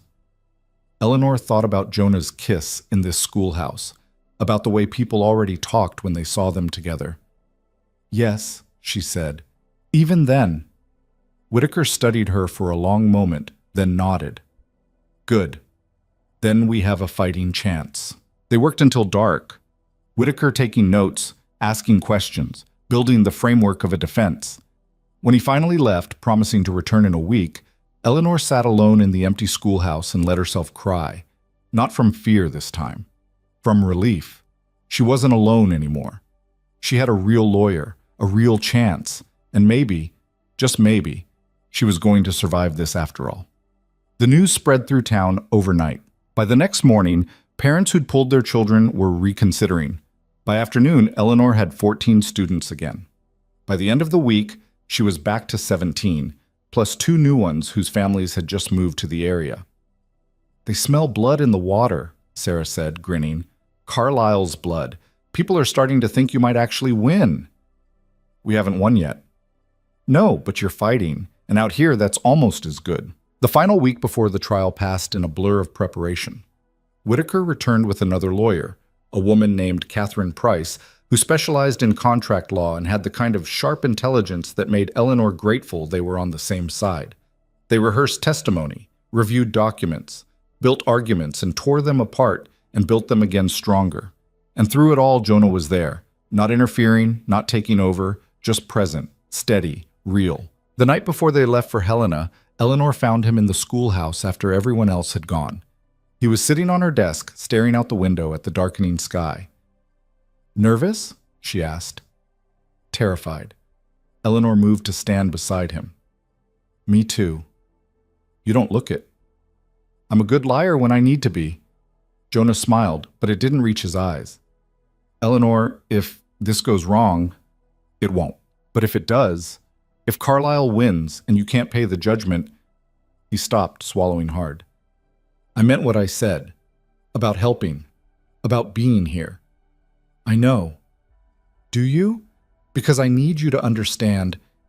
He turned to face her fully, and the intensity in his eyes made her breath catch. I've been alone my whole life. Even when I was surrounded by family, I was alone. And then you showed up, lost and stubborn, and completely unsuited for this place, and suddenly I wasn't anymore. Eleanor felt tears threaten. Jonah, I'm not good at words, not like you. But I need you to know that whatever happens tomorrow, you changed everything. You changed me, and I'm not letting you face this alone." Eleanor kissed him then, fierce and desperate, pouring everything she couldn't say into the contact. When they finally pulled apart, both of them were shaking. "We're going to win," she whispered. "How do you know?" "Because the alternative is unacceptable." Jonah laughed, and it sounded like relief and terror mixed together. "That's not how the world works." "Then we'll make it work differently." They stayed in the schoolhouse until full dark, holding each other, not talking, just being present for what might be the last peaceful moment before everything changed. And when Eleanor finally walked back to the Mitchell's house to pack for Helena, she carried with her the absolute certainty that whatever happened in that courtroom, she'd already won the thing that mattered most. She'd found home, found family, found herself. And Richard Carlyle, with all his money and influence and cruel certainty, couldn't take that away. Not without a fight. The courtroom in Helena was smaller than Eleanor expected, and colder. She sat between Whitaker and Catherine Price at a scarred wooden table, her hands folded in her lap to hide their shaking. Across the aisle, Richard Carlyle sat flanked by two lawyers in expensive suits, looking like a man who'd already won and was just waiting for formality to catch up with reality. The judge, a man named Harlan Pierce, maybe 60, with wire-rimmed glasses and the expression of someone who'd heard every excuse and believed none of them, entered precisely at 9 o'clock. Everyone stood. Eleanor's legs barely held her. "Be seated," Judge Pierce said, settling into his chair. "We're here on the matter of Carlyle versus Hale, breach of contract. Mr. Thornton, you're representing the plaintiff?" One of Carlyle's lawyers stood, tall, silver-haired, radiating the kind of confidence that came from never losing. "I am, Your Honor, Stanford Thornton of Thornton and Associates. And for the defense?" Whitaker rose smoothly. "James Whitaker, Your Honor, with co-counsel Catherine Price." Judge Pierce's eyebrows rose slightly. "Whitaker, didn't expect to see you on a case like this." "I go where I'm needed, Your Honor." "Apparently." Pierce shuffled papers on his desk. "All right. Mr. Thornton, this is your complaint. Make your case." What followed was 2 hours of methodical destruction. Thornton presented Eleanor's contract, highlighting every clause she'd broken. He called Victoria Carlyle to the stand, who testified with tears in her eyes about how the children had suffered without proper instruction. He brought in the replacement governess, who claimed she'd had to work twice as hard to undo the damage Eleanor's sudden departure had caused. And through it all, Carlyle sat watching Eleanor with a small smile that said he'd warned her this would happen. Eleanor felt herself shrinking with each piece of evidence, each carefully constructed argument. She'd known this would be hard, but the reality of sitting in a courtroom while her character was systematically dismantled was worse than anything she'd imagined. When Thornton finally rested his case, Judge Pierce looked at Whitaker. "Your turn, counselor." Whitaker stood, and something in his posture made Eleanor sit up straighter. "Your Honor, my client doesn't dispute that she left Mr. Carlyle's employment. What she disputes is the characterization of that departure as malicious breach of contract, and more specifically, the grossly inflated damages Mr. Carlyle is claiming. The damages are enumerated in the complaint. The damages are fabricated, Your Honor. With your permission, I'd like to walk through them one by one." Pierce waved a hand. "Proceed." What followed was a masterclass in legal precision. Whitaker took apart every single damage claim, showing how most of them weren't supported by the contract language, how others were duplicative, how the emotional distress claims had no basis in territorial law. "The contract specifies 6 months' salary as the penalty for breach," Whitaker said. "That's $240. Everything else Mr. Carlyle is claiming, replacement costs, emotional damages, loss of social standing, is either already covered by that penalty or isn't compensable under the law. He's trying to turn a straightforward contract dispute into a morality play where he gets to punish Miss Hale for having the audacity to choose different employment." Thornton objected. "That's inflammatory." "It's accurate," Whitaker shot back. "And I can prove it. I'd like to call Richard Carlyle to the stand." The courtroom went silent. Carlyle's face darkened, but he stood and moved to the witness box. He was sworn in, sat down, and fixed Whitaker with a look that could have frozen water. "Mr. Carlyle," Whitaker began conversationally, "how long have you lived in Montana Territory?" 15 years. "And in that time you've accumulated significant land holdings?" I've been successful, yes. Including the property currently occupied by the Reed family? Carlyle's jaw tightened. That property belongs to me. The Reed family disputes that claim. The Reed family is wrong. Have you filed legal action against them to remove them from the property? Multiple times. And how many times have you won those cases? Carlyle shifted slightly. The courts have been inconsistent. Inconsistent? Meaning you've lost as many as you've won? Meaning the legal process is ongoing. Whitaker pulled a document from his folder. I have here a petition filed by Jonah Reed last year, claiming that you've used intimidation, threats, and legal harassment to try to force his family off land they legally own. Did you file a countersuit in response to that petition? I defended my interest. Did you file a countersuit, yes or no? Yes. For how much? Carlyle's face went stony. $5,000. A murmur ran through the courtroom. $5,000, Whitaker repeated, for a petition that was dismissed on procedural grounds. That seems excessive, doesn't it? It was appropriate to the damages, just like $500 is appropriate for a governess leaving your employment. Thornton shot to his feet. Objection! The Reed case has no bearing on this proceeding. It establishes a pattern, Your Honor, Whitaker said calmly. Mr. Carlyle uses the legal system as a weapon. He files suits with inflated damages designed not to seek fair compensation, but to financially destroy anyone who crosses him. Miss Hale isn't the first. She's just the latest. Judge Pierce studied Carlyle for a long moment. I'll allow it. Continue, Mr. Whitaker. Whitaker moved closer to the witness box. Mr. Carlyle, did you offer to drop this lawsuit if Miss Hale returned to work for you? Carlyle hesitated. I offered her the opportunity to rectify her mistake. Yes or no? Did you offer to drop the lawsuit if she came back? Yes? So this isn't really about damages at all, is it? It's about control. You wanted to force her back into your employment by threatening financial ruin. I wanted her to honor her contract. You wanted her to be afraid of you. Whitaker's voice was quiet now, but it carried. Just like you want the Reeds to be afraid. Just like you want this entire territory to know that crossing Richard Carlyle means losing everything. That's not... How many lawsuits have you filed in the last 10 years? Carlyle's mouth snapped shut. I'll tell you, Whitaker said. 43. 43 separate legal actions against people who work for you, do business with you, or simply have the misfortune of owning something you want. And in every single case, you've claimed damages far exceeding any actual harm. You're not seeking justice, Mr. Carlyle. You're seeking submission. The courtroom was dead silent. Judge Pierce leaned forward. Mr. Carlyle, is this true? 43 lawsuits? Carlyle's face was red now, fury barely contained. I have every right to protect my interests. Answer the question. Have you filed that many suits? I haven't counted.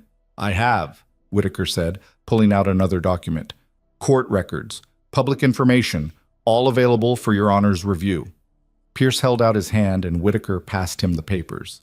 The judge read in silence for what felt like an eternity. Finally, he looked up. Mr. Carlyle, step down. Mr. Thornton approached the bench. Carlyle returned to his seat, and Eleanor could see his hand shaking with barely suppressed rage. Thornton and Whitaker both moved to the judge's desk, where a whispered conversation happened that Eleanor couldn't hear. When they returned to their tables, Thornton looked like he'd been punched. We're going to take a recess, Judge Pierce announced. 1 hour. When we return, I expect both parties to be prepared to discuss settlement. The gavel came down. Eleanor sat frozen as the courtroom emptied around her. What just happened? She finally asked. Whitaker was gathering his papers, but he was smiling. We won. We haven't won anything yet. Trust me, we won. He glanced at Carlyle, who was in heated conversation with his lawyers. Pierce just told Thornton that if this case goes forward, he's going to rule on the pattern of abuse, not just the contract dispute. And if he does that, Carlyle's entire legal strategy for the last decade gets exposed. Every case, every inflated claim, all of it becomes public record. Catherine leaned in. Carlyle can't afford that kind of scrutiny. He'll settle. For how much? That's what we're about to find out. The hour passed in a blur. Eleanor walked the halls of the courthouse with Jonah, who'd sat in the back row through the entire proceeding, his presence a steady anchor in the chaos. "You did good in there," he said quietly. "I didn't do anything. Whitaker did it all. You stood up. You didn't back down when Carlyle tried to intimidate you. That's everything." Eleanor leaned against the wall, exhausted. "Is it over?" "Almost." When they reconvened, Thornton stood immediately. "Your Honor, my client is willing to settle. We propose Miss Hale pay the contractually specified penalty of $240 to be paid in installments over 12 months. In exchange, all other claims are dropped." Eleanor felt her heart stop. $240. Still impossible, but not the crushing weight of $500. "Miss Hale?" Judge Pierce looked at her. "Do you accept these terms?" Eleanor looked at Whitaker, who nodded. "Yes, Your Honor." "Then this case is settled. Miss Hale, you have 12 months to pay Mr. Carlyle $240. Failure to do so will result in judgment being entered against you for the full amount. Do you understand?" "I do." "Good. This court is adjourned." The gavel came down again, and it was over. Eleanor stood on shaking legs as the courtroom emptied. Carlyle left without looking at her, his lawyers hurrying him out like he might say something that would make things worse. Whitaker shook her hand firmly. "Congratulations, Miss Hale. You just beat one of the most powerful men in Montana Territory." "I didn't beat him. I just survived him." "Out here, that's the same thing." Catherine hugged her, quick and professional. "If he gives you any trouble about the payment schedule, you let us know." "I will. Thank you. Both of you. I don't know how to... "Don't thank us yet," Whitaker said. "You've still got to pay the $240. That going to be a problem?" Eleanor did quick math in her head. $20 a month for 12 months. On her teaching salary of $30 a month, that left her $10 to live on. It was impossible. It was barely survival, but it was hers. "I'll manage," she said. Whitaker studied her for a moment, then nodded. "I believe you will." They left Helena that afternoon, Eleanor and Jonah riding together in a wagon borrowed from the Mitchells. The sky was clear, and the territory spread out around them in endless variations of brown and green and gray. $240, Eleanor said, staring at the horizon. $20 a month. You'll make it work. How? I'll be living on $10 a month. That's not enough for anything. Then you'll find another way. You're good at that. Eleanor wanted to believe him, wanted to feel the same calm certainty that seemed to come so naturally to Jonah. But all she could think about was how close she'd come to losing everything, how one man's vindictiveness had nearly destroyed her entire life. "What if I can't pay?" she asked quietly. "What if something happens? I get sick, or the school closes, or... Then we'll deal with it. Together." There was that word again, together. Eleanor looked at Jonah, really looked at him. He was staring straight ahead, hands steady on the reins, jaw set in the same stubborn line she'd first seen the night he'd carried her trunk through the snow. "Why?" she asked. "Why what? Why are you still here? You've known me for 2 months. You've watched me make one stupid decision after another. I'm broke, I'm in debt, I'm probably going to struggle for years just to break even. Why do you keep showing up?" Jonah was quiet for a long time. When he finally spoke, his voice was rough. "Because the first night you stayed at the ranch, you helped Clara with the baby when you didn't have to. Because you hauled firewood until your hands bled and never complained. Because you chose principle over safety, even when safety was the smart choice." He glanced at her, and something in his eyes made her breath catch. "Because you're the first person I've met in 10 years who looks at this territory and sees possibility instead of limitation. And because when I'm around you, I remember what it feels like to want something more than just survival." Eleanor felt tears slip down her face, unexpected and unstoppable. "I'm scared," she whispered. "I know. I don't know if I can do this." "You can, and you will, because that's who you are." They rode in silence for a while, the wagon creaking over uneven ground, the mountains watching from the distance. "Jonah?" Eleanor said finally. "Yeah? What happens now?" He thought about that. "Now you teach. You pay off your debt. You build a life that's yours. And somewhere in there, if you want, maybe we figure out what we are to each other. What if I already know? Jonah pulled the wagon to a stop and turned to face her fully. Then tell me. Eleanor reached for his hand, lacing their fingers together. You're home. You're the place I was trying to get to when that stagecoach dropped me in the wrong spot. Except it wasn't wrong at all. It was exactly right. Just took me a while to see it. Jonah kissed her then, slow and careful, like she was something precious that might break. When they pulled apart, he rested his forehead against hers. $240, he said quietly. 12 months. We'll figure it out. We. Yeah, we. Eleanor smiled through her tears. Okay, we. They made it back to Forsyth just before dark. Sarah was waiting on the porch, and when she saw Eleanor's face, she let out a whoop that probably woke half the town. You won! We settled. Same thing. Come on, tell me everything. Eleanor told the story 3 times that night. Once to Sarah and Thomas, once to the collected crowd that appeared in the Mitchell kitchen, and once more to the children the next morning when she returned to the schoolhouse. They listened with wide eyes, asking questions, wanting to know every detail about the judge and the lawyers, and whether Carlisle had looked mad when he lost. He looked like a man who wasn't used to losing, Eleanor said carefully. But he's going to have to get used to it, because people like us, we don't give up just because something's hard. One of the older boys raised his hand. Miss Hale, are you staying? As long as you'll have me. Even with the debt? Even with the debt. The boy nodded, satisfied. Good. You're the best teacher we've had. Eleanor felt her throat tighten. You've only had me for 3 weeks. Exactly. And you're still here. That makes you the best.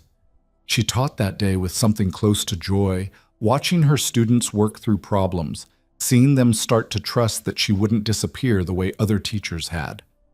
After they left, Eleanor stayed late organizing books. She'd just finished when Jonah appeared in the doorway with Ruth. Ma wanted to see the school, he said. Ruth walked through slowly, taking in the patched walls and fixed roof and wobbling desks that had been reinforced with scrap wood. It's not much, Eleanor said apologetically. It's perfect, Ruth replied. You've made something good here. I've barely started. Doesn't matter. You chose this place over comfort, chose these children over security. That's what makes it perfect. Ruth pulled an envelope from her pocket and handed it to Eleanor. Inside was money. Eleanor counted quickly, $50. I can't accept this. You can and you will. It's from the ranch.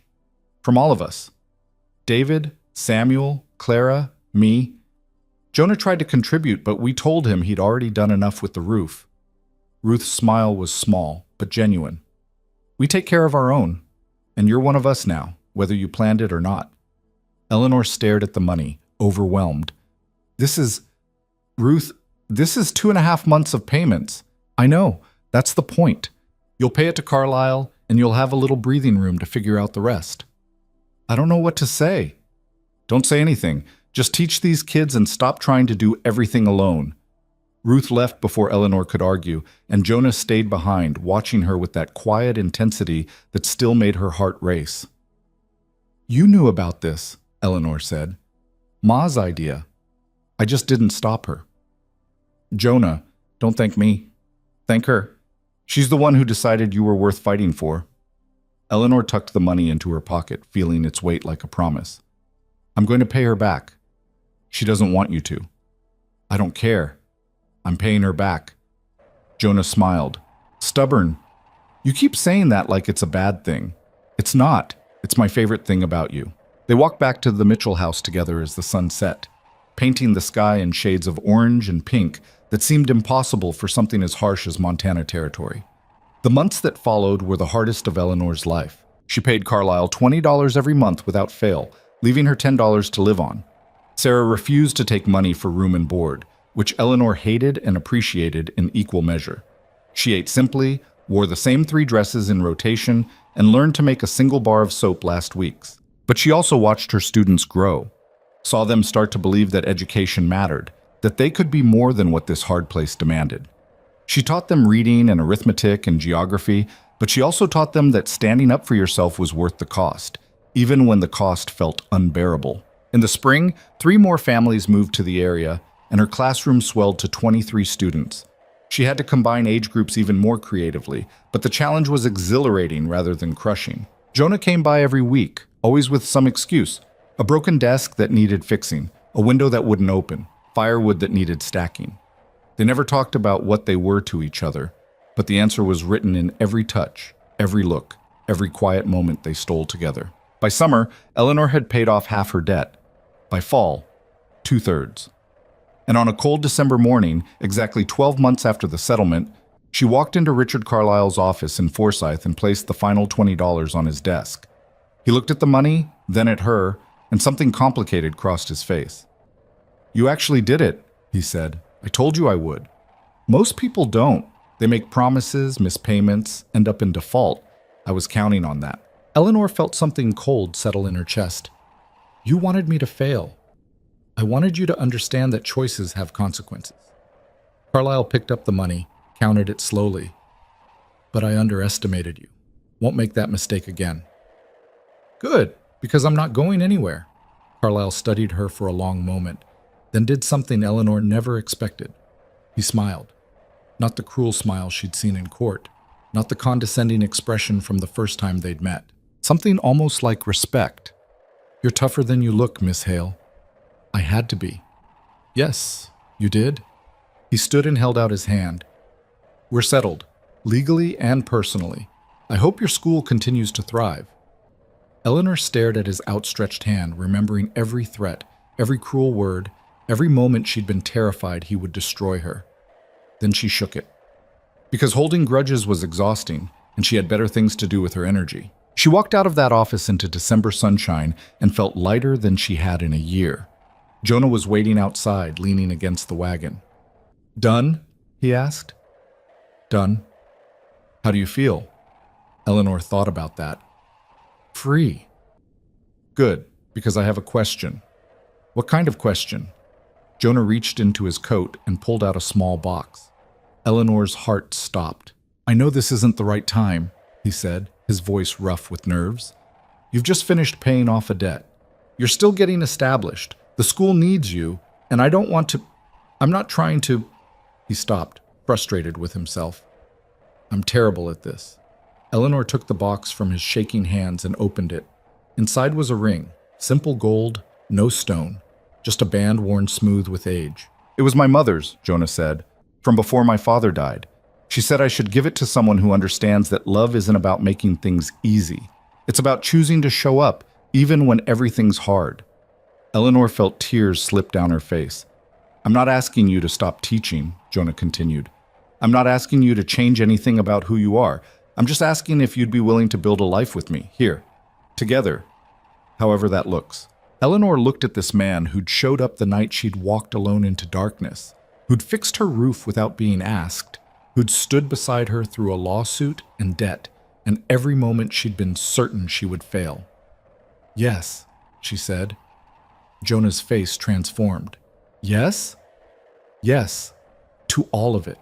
To you, to us, to building something together that's ours." He kissed her right there on the street in front of the bank, and Eleanor didn't care who saw. When they pulled apart, Jonah slipped the ring onto her finger. It fit perfectly. "We'll get married in the schoolhouse," Eleanor said. "If that's all right." "Why the schoolhouse?" "Because it's where I started believing I belonged here, where I stopped running from hard things and started running toward them." She looked up at him, this impossible man who'd appeared in her life by accident and become everything on purpose.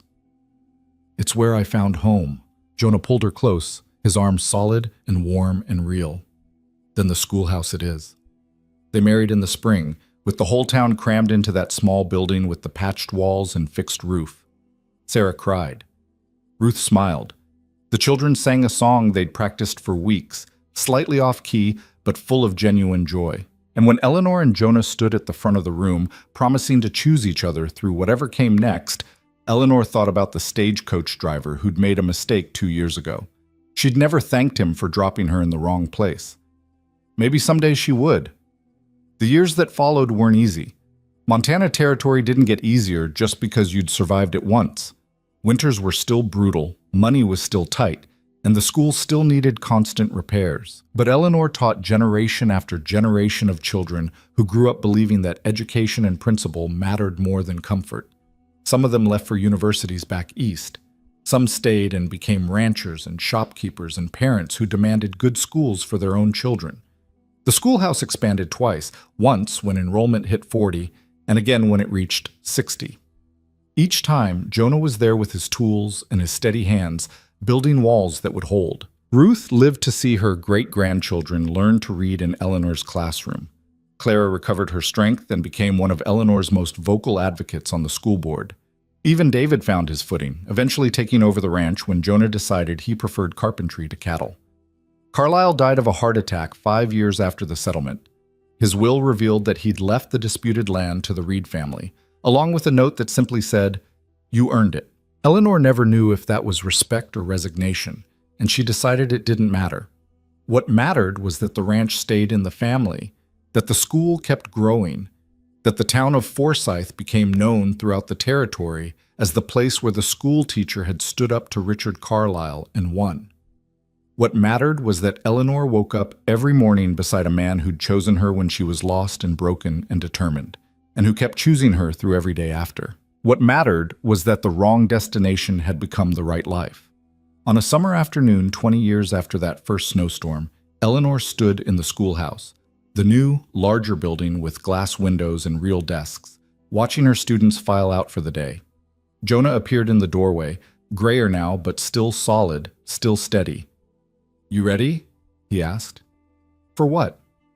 "To go home. It's been a long day." Eleanor looked around the classroom one more time, at the books on the shelves, the maps on the walls, the evidence of 2 decades of teaching and learning and growing.